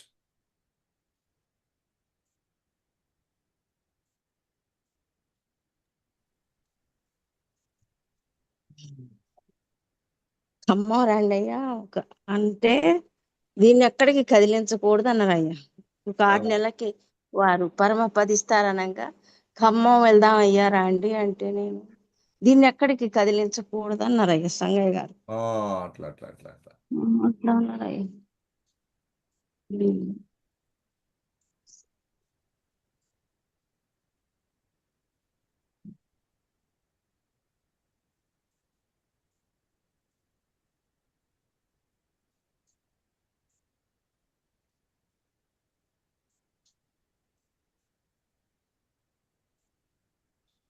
అయ్యా సమాధి లక్షణంలో సంకల్పాలు ఆగిపోలేదు. ఇక్కడ అంటే ఆ సర్వజ్ఞ సమాధిలో ఉన్నప్పుడు ఆగిపోయింది. సమాధి మంది బయటకు రాగానే ఏమవుతుంది అంటే బుట్టలో మళ్ళీ పెట్టిన పాములా ఉంటుంది సమాధి స్థితి. బాగా మేల్కోగానే మళ్ళీ మళ్ళీ సంకల్పాలు ద్వేషాలు ఉంటాయి. మళ్ళీ లేస్తున్నాయి. మళ్ళా యథావిధిగా అయిపోయింది అనమాట. సర్వజ్ఞత్వంలోనే విమర్శనాత్మకంగా ఇక్కడ ఈ నిశ్చయం మీదనే ఉన్నాడు అయ్యా, స్థిర నిశ్చయం మీద ఉమ్. సర్వజ్ఞత్వంలో అని అనిపించింది.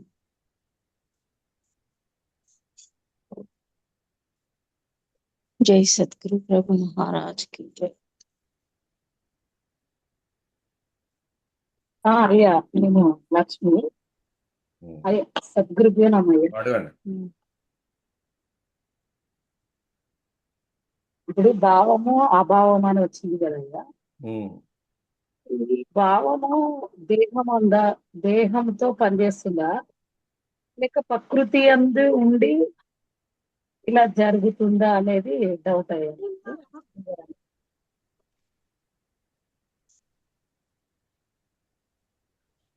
మళ్ళీ ఒకసారి అడగండి ప్రశ్న, మిగతా వాళ్ళకి అర్థం కాలేదు అది. రేపు వస్తుంది.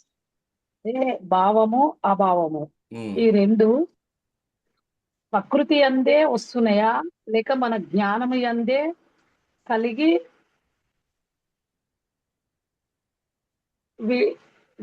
విభజించబడుతున్నాయా అనేది వివరణ అయ్యా ఉమ్. కావాలి. లక్ష్మి మంచాన్ పెళ్ళి కానీ హైదరాబాద్ ఉంటారు, వీళ్ళు బిజినెస్ చేస్తారు. ఆమె అడుగుతుంది ఏంది అంటే భావము అభావం అనేటి రెండు కూడా ప్రకృతిలోనే వస్తున్నాయా లేక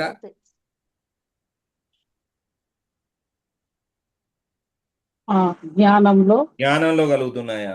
జ్ఞానం వల్ల కలుగుతున్నాయా ప్రకృతి వల్ల కలుగుతున్నాయా? అదే కదా ప్రశ్న అనేది. అవునయ్యా.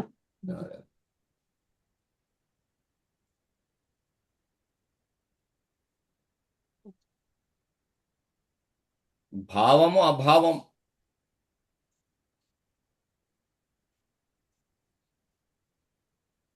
భావం అంటే ఏంటంటే ఒక దాని గురించి ఒక భావన, వీడు మంచివాడు లేక చెడ్డవాడు అని.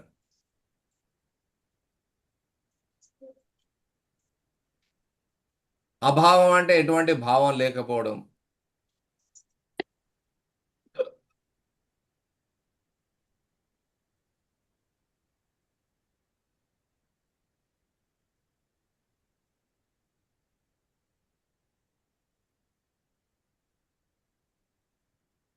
ఎటువంటి భావం లేకపోవడం అంటే ఏంది అంటే ఒక ఒక బ్లాంక్ అవుతుంది మైండ్. అంటే ఒక స్తబ్దత. అంటే ఏమైతే ఒక్కటేసారి ఏమైతుంది, ఏదో అచేతనంగా అయిపోతుంది మైండ్. అయిపోయినప్పుడు ఎటువంటి భావన ఉంటుందా అంటే ఉండదు మనసులో. నిర్భావం, అభావం అని. అయితే ఇవి ఎక్కడ ప్రకృతిలో కలుగుతున్నాయా లేకపోతే ఇది జ్ఞానానికి కలుగుతున్నాయా ఈ భావం అభావ స్థితులు అంటే ప్రకృతిలో కలుగుతున్నాయి ఇవి రెండు కూడా. ప్రకృతే క్రియమానాని ప్రకృతి గుణై కర్మాని సహజమే. సర్వశ అహంకార విమూఢాత్మ కర్తాహమితి మన్యతే. ఇవి ప్రకృతిలో కలుగుతున్నాయి. అంటే ఓసారి ఓ భావం కలుగుతుంటే అదంతట అదే వచ్చిందా నువ్వు అంటే వచ్చిందా భావం? చ. ఆహాహా. నువ్వు అనుకున్నప్పుడు రాదు భావం, అది ప్రకృతిలో వస్తుంది. అంటే ఈ భావం అభావం రెండు కూడా ప్రకృతిలో కలుగుతాయి. జ్ఞానం వాటిని సృష్టించదు, కానీ వాటి స్వరూపాన్ని వెల్లడిస్తుంది. అంటే ఈ భావం ఇది వచ్చింది ఆ భావం అది వచ్చింది అని విమర్శించేది జ్ఞానం, కానీ ఆ భావం అభావం వచ్చేది మాత్రం ప్రకృతి వల్ల వస్తాయి. అంటే భావం అంటే ఏంది? ఏదో ఒకటి ఉన్నదనే అనుభవం. భావం అంటే నేను ఉన్నాను, ప్రపంచం ఉంది, దుఃఖం ఉంది, సుఖం ఉంది, ఆలోచన ఉంది, ఇవన్నీ భావాలు పో. ఇవి మనసు బుద్ధి చిత్తము ఇంద్రియాలు కలిగే ప్రకృతి వికారాలు. ఏం జరుగుతుంది? ఏమో భావం అంటే మనసులో ఉంటుంది, సంకల్పం ఉంటుంది, సంకల్పానికి సంబంధించి భావాలు వస్తూ ఉంటాయి. వాటిలో ఏంది బుద్ధి విచారం తర్కం మొదలవుతుంది. ఇది మంచిదా అది చెడ్డదా, ఇది మంచిదా, దీనికి ఎక్కువ మార్కులు వస్తాయి, అది తక్కువ ఉంటుంది, దీనికి ఎక్కువ విలువ, అదే అది చేస్తే ఎక్కువ లాభం. ఇవన్నీ బుద్ధి చిత్తం ఇంద్రియాలు, దీనిలో ఇవి ప్రకృతి వికారాలు. ఇవన్నీ ఎక్కడ ఉండంటే ప్రకృతి చరణ. ప్రకృతి. అభావం అంటే ఏంది? ఏదో ఒకటి లేదనే గ్రహణం. అంటే ఆలోచన లేదు, శబ్దం లేదు, దుఃఖం ఇప్పుడు లేదయా, నేను ఏమి తెలుసుకోలేవట్లేదు, శూన్యంగా ఉంది, ఏమీ లేదంటే అది అభావం. ఏమీ లేదు అనే అనుభవం కూడా ఒక మనోవృత్తే. అది కూడా మనసు ఉంటేగా చెప్పేది, ఇది ఏం లేదని చెప్పేది కూడా. కాబట్టి ఆ అభావము కూడా ప్రకృతికి అతీతం కాదు. ఎందుకంటే ప్రకృతి మనస్సంతా ప్రకృతి బంధితం. లోపలిది. ఆ మనస్సంతా కూడా ప్రకృతి యొక్క పద్ధతిలో తిరుగుతుంటుంది కాబట్టి. కానీ జ్ఞానం ఏం చేస్తుంది అంటే జ్ఞానం కొత్తగా భావాన్ని కానీ అభావాన్ని కానీ ఉత్పత్తి చేయదు.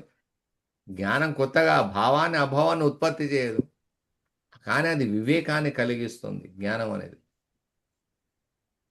భావం వచ్చిన ప్రకృతిలోనే వచ్చింది, అభావం వచ్చిన ప్రకృతిలోనే పుట్టింది. కానీ వాటితో ఆ భావాలతో అభావాలతో నేను అనే సంబంధం కల్పించుకోవడం అజ్ఞానం. ఆ నేను నావి అని అనుకోవడం అది అజ్ఞానం. ఎందుకంటే కోరికలు నువ్వు కోరుకున్నప్పుడు రావు, వాటంతటా వస్తుంటాయి పోతుంటాయి, సంకల్ప వికల్పాలు. ముఖ్యమైన భేదం భావము ప్రకృతిలో ప్రత్యక్షమయ్యే ఉనికి భావన, అభావము ప్రకృతిలో ప్రత్యక్షమయ్యే లేని భావన. అంటే లేదు లేదు లేదు అనేది అభావం. జ్ఞానం ఏంది? ఈ భావాభావాలు రెండు ప్రకృతి ధర్మాలే అని తెలిపే వివేకం, ఇది జ్ఞానం. అంటే ఈ భావాభావాలు రెండు ప్రకృతిలోనివే.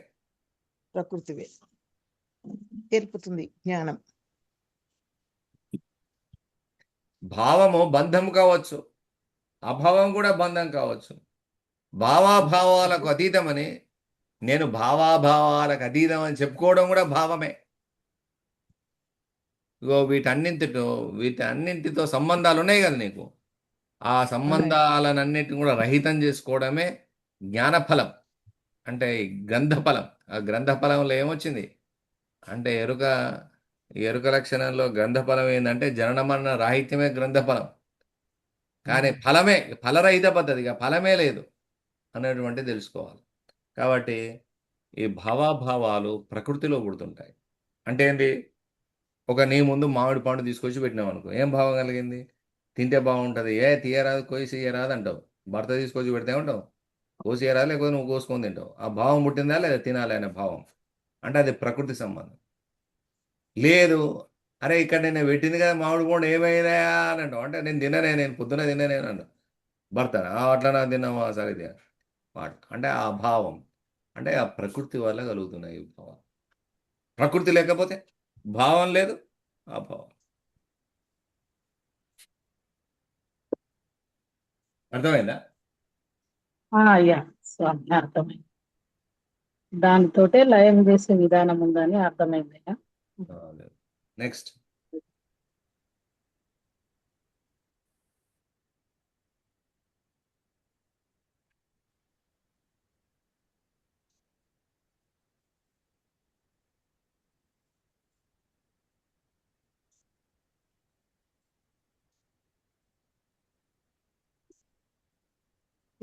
ఈ రెండు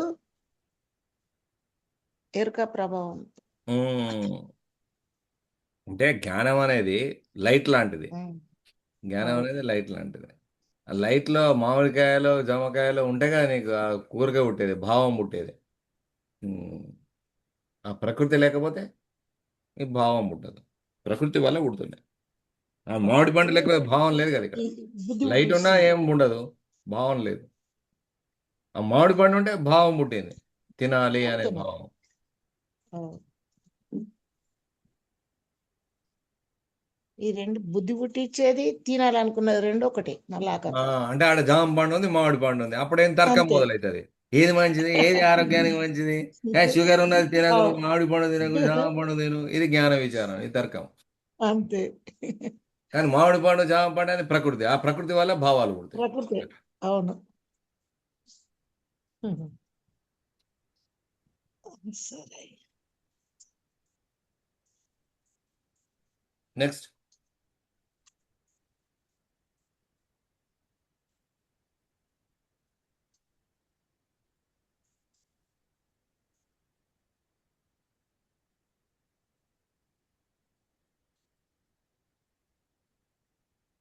ఇంతటితో ఈరోజు ప్రసంగాన్ని ముగిస్తున్నాం. గంటన్నర తీసుకుంటాను. శనివారం ఆదివారాలు తీసుకున్నప్పుడు గంటన్నర. ఉం? మిగతా అచ్చా. రోజులు మిగతా రోజు అయ్యా గంట. ఒక్క విషయం అయ్యా, ఒక్క విషయం. చెప్పండి. ఉం. ఆ, ఆ, అంటే అంతేంద్రియాల్లో ఓ, మనసుకి మనసు తీసుకొస్తుంది సంకల్పంలో. మరి మనసుకి పై ఎత్తున ఉన్నది జ్ఞానం కదా. మరి ఆ భావాన్ని ఎలా అర్థం చేసుకోవాలంటే మీరు చెప్పింది అర్థమైంది అయ్యా. కానీ ఉం. ఈ స్థితికి పంచభూత లక్షణం. వచ్చేటప్పుడు ఎలా అర్థం కావాలి అంతేంద్రియాల్లో? మనస్సు అనేది కూడా ప్రకృతి సంబంధమే. మనస్సు అనేది కూడా ప్రకృతి, నీది కాదు. నా మనసు అనుకునేది గ్రంథి లక్షణం, నీది కాదు మనసు. మనసు అనేది కూడా ప్రకృతి యొక్క లక్షణం. అంటే దానిలో భావాలు వస్తుంది మనసుకే కదా. మనసులో మనసులో భావాలు వచ్చినాయి కానీ ఆ తెలుసుకునేది ఎవరు? ఆ మనసులో భావాలు వచ్చినాయి తెలుసుకునే అనేది జ్ఞానం. ఉమ్, ఆ జ్ఞానం దాని పైన ఉన్నది జ్ఞానం. అట్లా. ఉమ్, ఉం. కానీ నేను అనుకునేది గ్రంథి. ఇలా నీవేది లేవు అసలు. నీది నాది అనేది అనుకునేది గ్రంథి, అది లేదు అసలు. అది భ్రమ వల్ల పుట్టింది, నాది నేను అనేది. కరెంటు వల్ల ఇక్కడ ఎలక్ట్రిక్ ఫ్యాన్ నడుస్తున్నది, తర్వాత ఏసీ నడుస్తున్నది, ఇక్కడ గ్రైండర్ నడుస్తున్నది, ఇక్కడ ఏది టీవీ నడుస్తున్నది, ఇక్కడ సౌండ్ బాక్స్ నడుస్తున్నది, అన్నీ నడుస్తున్నాయి. కానీ అలా నేను అని పట్టుకుంటే ఇక నీకు బంధం. ఆ జ్ఞానం అనేది గట్లా ఉంది, అన్నిట్లలో ఉంది జ్ఞానం. ఆ ఓజస్సు అనేది, తేజస్సు అనేది, ఆత్మప్రకాశం అనేది. అది ఎట్లుంది? అది కూడా చలన ప్రవాహంగా ఉంది, అది ఇప్పుడు కదలికగా ఉంది.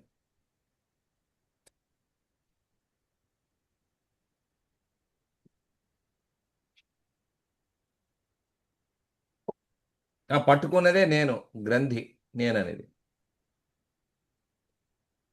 ఆ పట్టుకోవడం లేకపోతే సహజంగా స్వేచ్ఛగా జరుగుతుంది పనులు.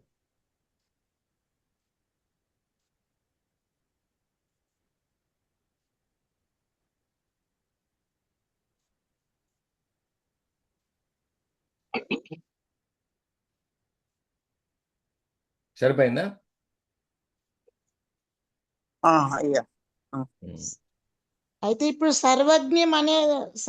సర్వజ్ఞత్వం అనేది అది కోరికలు లేకుండా పోయేది అయ్యా.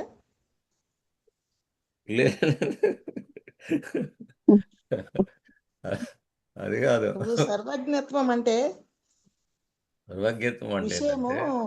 సర్వజ్ఞత్వం అంటే ఏంటంటే ఆ, శిష్యుణ్ణి, అందుకోసం చెప్పినా కదా, మొదట ఏంటంటే అది. శిష్యుడు పరిమిత నేను అనే దృష్టిలో ఉన్నాడు. అంటే శరీరమే నేను అనే పరిమిత దృష్టిలో ఆ, ఉంటాడు. ఆ, వాడిని ఆ, ఎదిగించాలి. ఎదిగించడానికి ఏంటంటే ఆ బ్రహ్మాండ తత్వాన్ని అంతా చెప్పే వరకు ఆ బ్రహ్మమే నీవు అని చెప్తాం కదా, చెప్పే వరకు అవును. ఏంటి అక్కడ సర్వజ్ఞత్వం అనేది తెలుస్తుంది.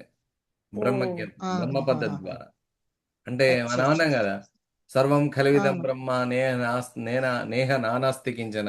ఇక్కడ అనేకం అనే భేదం లేదు, అంతా ఏకమని. ఆ విధంగా జనరల్ నాలెడ్జ్ కలగడం, జనరల్ సైన్స్ తెలుసుకోవడం, అది అది సర్వజ్ఞత్వం. తెలుసుకోవాలి. తెలుసుకున్నాక తెలుసుకోవడమే సర్వజ్ఞత్వం. అది ఏకమని తెలుసుకోవడం సర్వజ్ఞత్వం. ఆ అచ్చా. తెలుసుకున్న తెలివి ఆ. కూడా ఇక లేదు. అది నేననే అంతే. భావన లేదు ఇక. తెలివి ఆ తెలివికి ఆ. నేననే గుర్తింపు వేసుకున్నావు కదా, నేను ఫలానా వాడిని అని. అంతే అంతే ఆ అవును గుర్తింపుని తీసేసుకుంటే అయిపోతుంది అది. అంతే. ఆ గ్రంథిని తీసేసుకోవాలన్నట్టు ఇక. ఉమ్. అంతే. సద్గురువేనమయ్యా. అయ్యా సద్గురు అయ్యా, నేను వెంకటేశ్వర స్టేషన్ గరాపు. చెప్పండి. అయ్యా అంటే అంటే ఈ ఈ కర్తభావం అనేది అసలు టోటల్ గా డిస్మెంటల్ కావాలని. అంతే అంతే. కర్తభావం అనేది టోటల్ గా డిస్మాంటిల్ కావాలి. కర్త నేను కర్త అని అనుకుంటున్నాను, నువ్వు కర్త కావాలి అసలు. కర్తవు అదంతా ప్రకృతి ద్వారానే జరుగుతుందనే ఒక భావనలో జీవించాలని అంతే అంతే. చెప్తుంటారు. కరెక్ట్. ప్రకృతే క్రియమానాని గుణై కర్మాని సర్వశ అహంకార విమూఢాత్మ కర్తాహమితి మన్యతే. ఇది భగవద్గీతలో ఉన్నటువంటి అతి ముఖ్యమైన శ్లోకం. కర్త లేడు, అన్ని జరుగుతున్నాయి, కర్త ఎవరు లేడు ఇక్కడ. Life is happening already. కర్త లేదు, దెర్ ఇస్ నో డూయర్. అంతే, కర్త లేడు. అచ్చా, సంతోషం.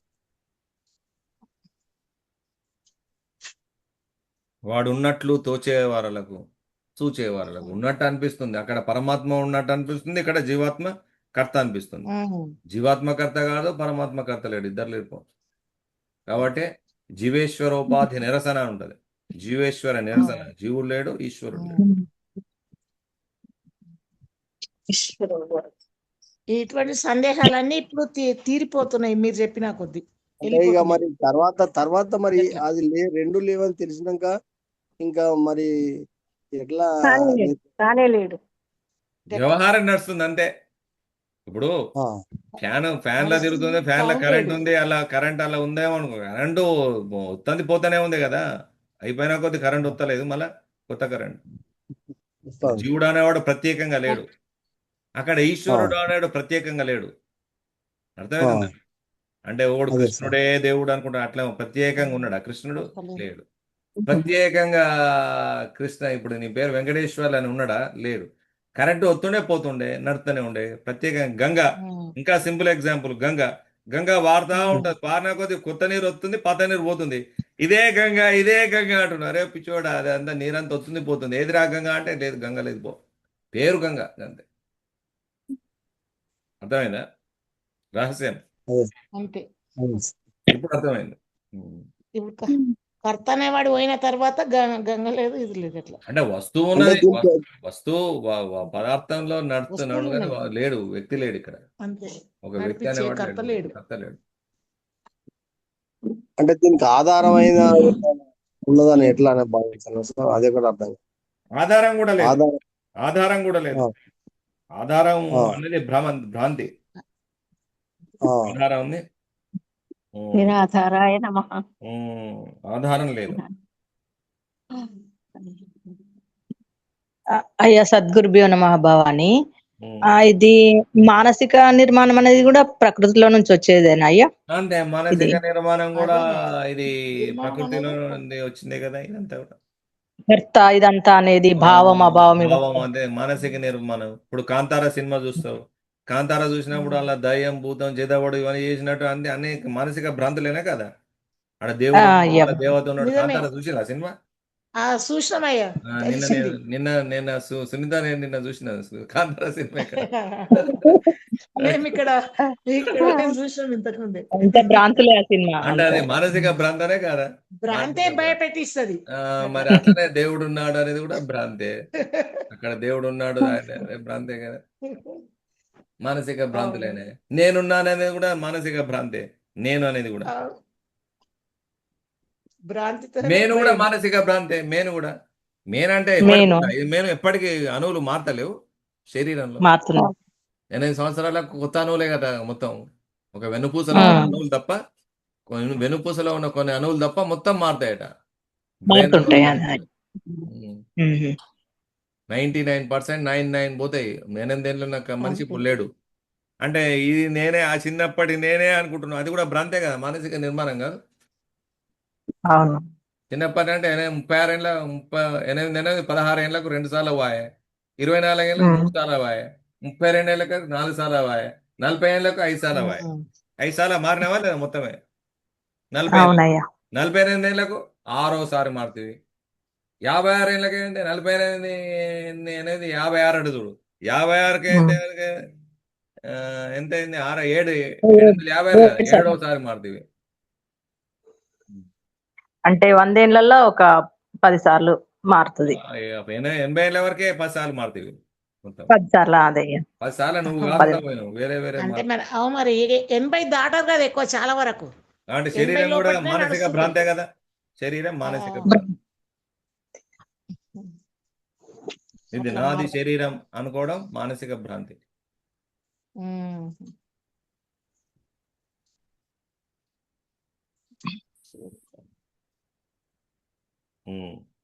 సరిపోయింది ఈ రోజుగా.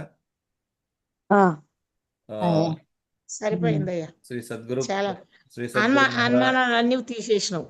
అదే. అంటే ఈ విధంగా బోధ తెలివ- ఇదంతా ఏంటంటే ఆ. సూక్ష్మాతి సూక్ష్మమైన బోధ.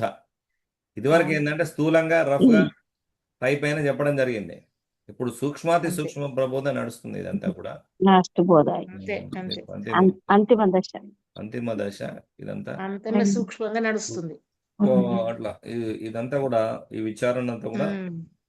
అంతే. సూక్ష్మాతి సూక్ష్మ విచారణ. ఇది అతి సూక్ష్మ విచారణ, సూక్ష్మాతి సూక్ష్మ అతి సూక్ష్మ విచారణ సూక్ష్మాతి సూక్ష్మ జరుగుతుంది. అతి సూక్ష్మం పైన. అతి సూక్ష్మమైన విచారణ జరుగుతుంది ఇదంతా. ఉమ్. అంతే. ఇవాటి శ్లోకానికి భగవద్గీత శ్లోకాలు చెప్పలేదయ్యా. మీరు మీరు ఇవాళ మీరు చెప్పేదానికి అప్పటి నుంచి కావాలంటారా? వాటి నెంబర్ చెప్పలేదయ్యా. ఇది భగవద్గీత శ్లోకాలకు కావాలంటున్నారు. Okay okay. ఇవాళ సర్వజ్ఞత్వం అనే దీనికి విషయానికి 112 పద్యానికి. శ్లోకానికి అంటే దానికి రిలేటెడ్ శ్లోకాలు.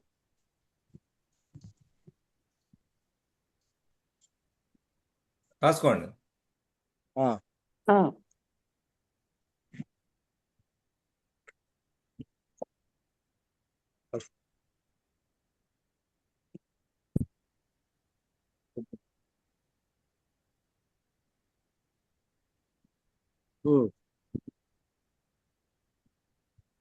సర్వభూతస్థమాత్మానం సర్వభూతాని చాత్మని ఈక్షతే యోగయుక్తాత్మ సర్వత్ర సమదర్శన. ఇది మొదటి శ్లోకం. అంటే 6వ అధ్యాయం ఆత్మ సమయ యోగం. మొన్న అది సోలాపూర్లో చెప్పినాం.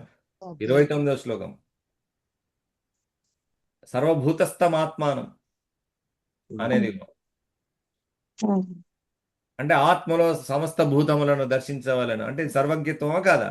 సర్వజ్ఞత్వం. దాని తర్వాత 30వ శ్లోకం కూడా ఉంటుంది అదే అధ్యాయంలో. యో మాం పశ్యతి సర్వత్ర సర్వంచ మయి పశ్యతి తస్యాహం న ప్రణశ్యామి సజమేన ప్రణశ్యతి. ఇది 30వ శ్లోకం. అంటే ఎవడు నన్ను సర్వత్రా దర్శించుచున్నాడో, సమస్తమును నాయందు దర్శించుచున్నాడో అతనికి నేను మరుగు కాను, అతడు నాకు మరుగు కాడు. ఇది భూమి ఎందెక్కడనైనా సమస్త స్వరూపుడై క్రీడించుడు అనే భావాన్ని తెలియజేస్తుంది. చూడండి, అంటే ఆత్మలో తనను, తన యందు ఆత్మ చూడడం. మళ్ళా 31వ శ్లోకం అదే అధ్యాయంలో చూడండి. చాలా ముఖ్యమైన శ్లోకాలు ఇలా సులాపూర్లో అయిపోయినాయి. 6వ అధ్యాయం. సర్వభూత స్థితం యో మాం భజత్యేకత్వమాస్థిత సర్వధా వర్తమానోపి సయోగి మై వర్తతే అనడం. అంటే ఏకత్వ భావమును పొందిన యోగి ఎట్టి స్థితిలో జీవించినప్పటికీ పరమాత్మ భావంలోనే వర్తించును. ఎక్కడనైనా క్రీడించుతున్నాడు అనేది ఇది ఇక్కడ వచ్చిందా లేదా? తర్వాత 13వ అధ్యాయం 27వ శ్లోకం కూడా ఉంది. 13వ అధ్యాయం 27వ శ్లోకం.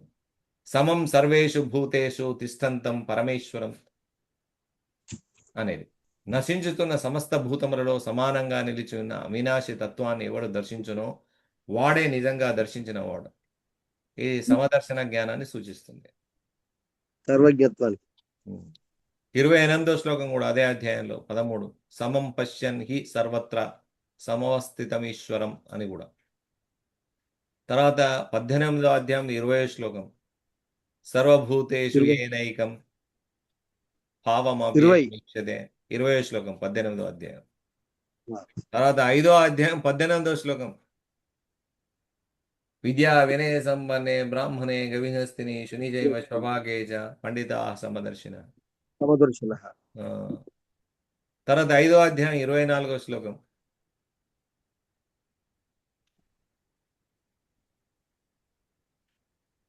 యోంతః సుఖోంతః రామస్తథాంతర్జ్యోతిరేవ యః సయోగి బ్రహ్మనిర్వాణం బ్రహ్మభూతోధిగచ్చతి.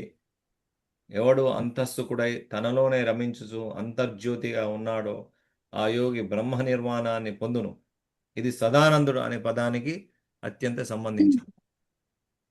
తర్వాత 2వ అధ్యాయం 70వ శ్లోకం. ఆపూర్యమాణమచల ప్రతిష్టం సముద్రమాపః ప్రవిశంతి యద్వత్ కామాయాం ప్రవిశంతి సర్వే సశాంతి మాప్నోతి నకామ కామి అను. అంటే అనేక నదులు ప్రవేశించిన సముద్రం చలించినట్లు విషయాలు వచ్చిన చలించని వాడే శాంతిని పొందును. ఇది సదాశాంతుడు అనే లక్షణాన్ని వివరిస్తుంది.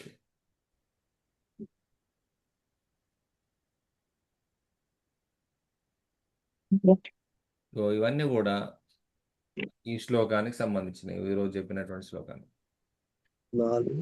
9 శ్లోకాలు వచ్చిన స్వామి. 9 శ్లోకాలు ఇచ్చినారు. ఇక మీరు మండే టు ఫ్రైడే, సోమవారం నుండి శుక్రవారం వరకు ఇదంతా మీరు విచారణ చేయాలి. ప్రతి ఒక్కరు మాట్లాడండి. శకుంతలక్కయ్య వీళ్ళందరికీ గైడ్ చేస్తారు. కొన్ని మళ్ళీ తెలియని విషయాలు ఉంటే వారు శకుంతలక్కయ్య గారు తెలియజేస్తారు. సో మీరు అయ్యా తెల్లవారుజామున ఎన్నింటికి చెప్తున్నారయ్యా? చెప్దాం అంటే అనుకున్నాయ్యా బ్రహ్మముహూర్తంలో తెల్లవారు. చెప్పాలని ఉంది. అయితే అది 5 గంటలకు ఇండియా టైం 5 గంటల నుండి 6 గంటల వరకు అని ప్రాక్టికల్ గా మనం ఒక 2-3 రోజులు చూద్దాం. చూస్తే ఎట్లా వర్కౌట్ అవుతుంది దాన్ని బట్టి చేద్దాం. అది రేపు అలాగే అయ్యా. అంటే మీకు వీలైనప్పుడు చెప్పండి, మీరు మాట్లాడుకున్న తర్వాత అప్పుడు మనం ప్రారంభం చేద్దాం దాన్ని. అలాగే అయ్యా. అప్పుడైతే ఇంకా చాలా బాగుంటది. బ్రహ్మముహూర్తంలో అయితే బాగుంటుంది ప్రశాంతమైన బ్రహ్మ ముహూర్త టైం మంచిగా ఉంటుంది అయ్యా. అని 5 to 7 స్వామి. 5 to 6:30. 5 to 6 అట్లా పెట్టాలి, ఒక గంట.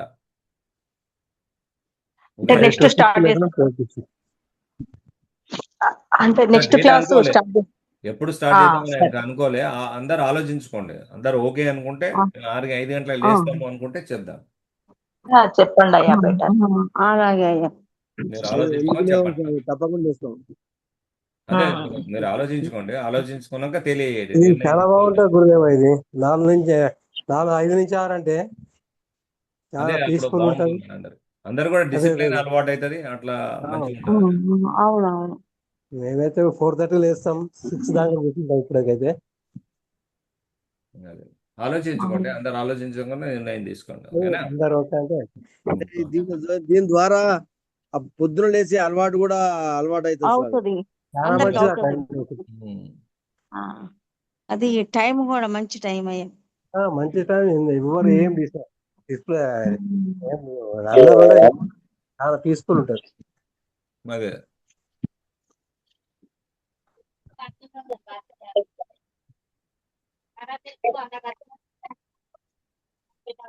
అంటే 9 రాత్రి 8 నుంచి 9 అది ఉంటదా కంటిన్యూటీ?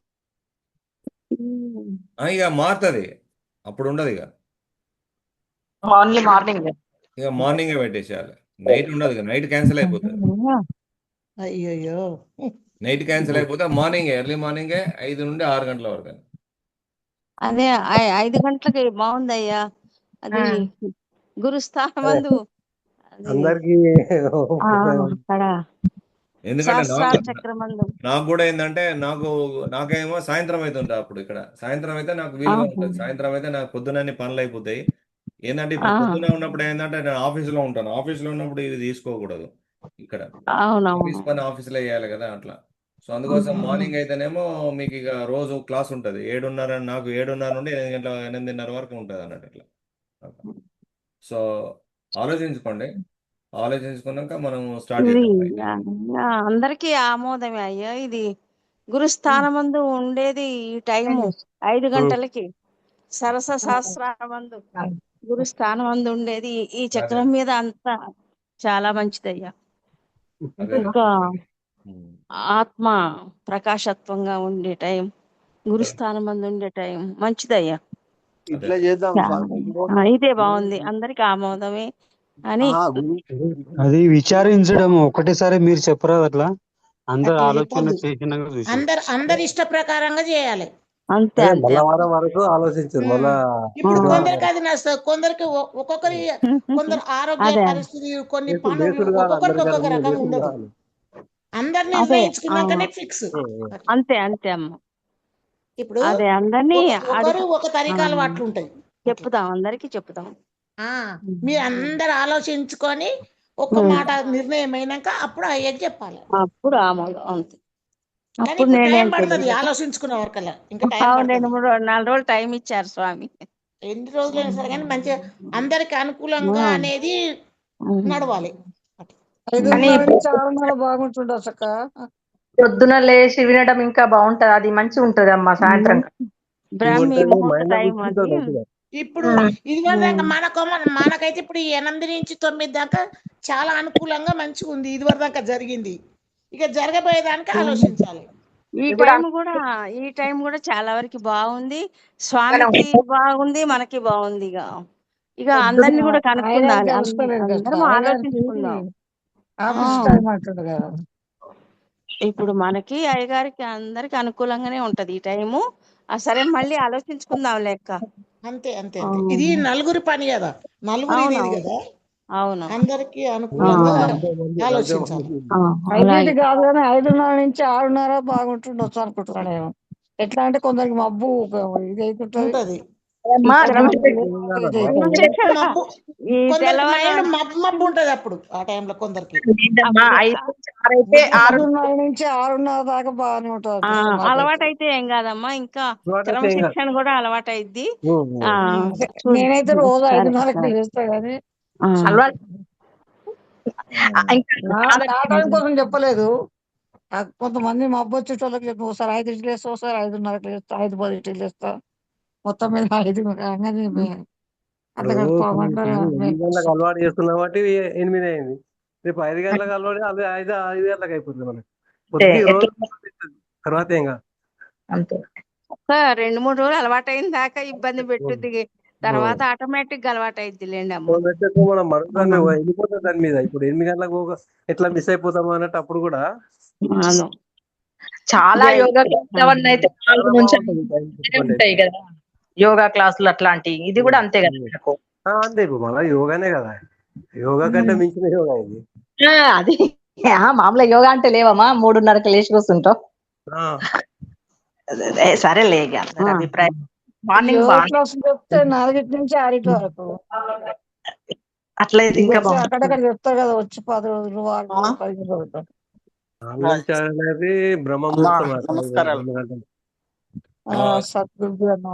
సరిపోయింది. ఇక డిస్కషన్ చేసుకున్నాక నిర్ణయం చేసుకుని తెలియజేయండి. ఇంతటితో ఈ ప్రసంగాన్ని ముగిస్తున్నాం. మంచి సద్గురు ప్రభు మహారాజ్ మహారాజుకి జై. సద్గురు పదార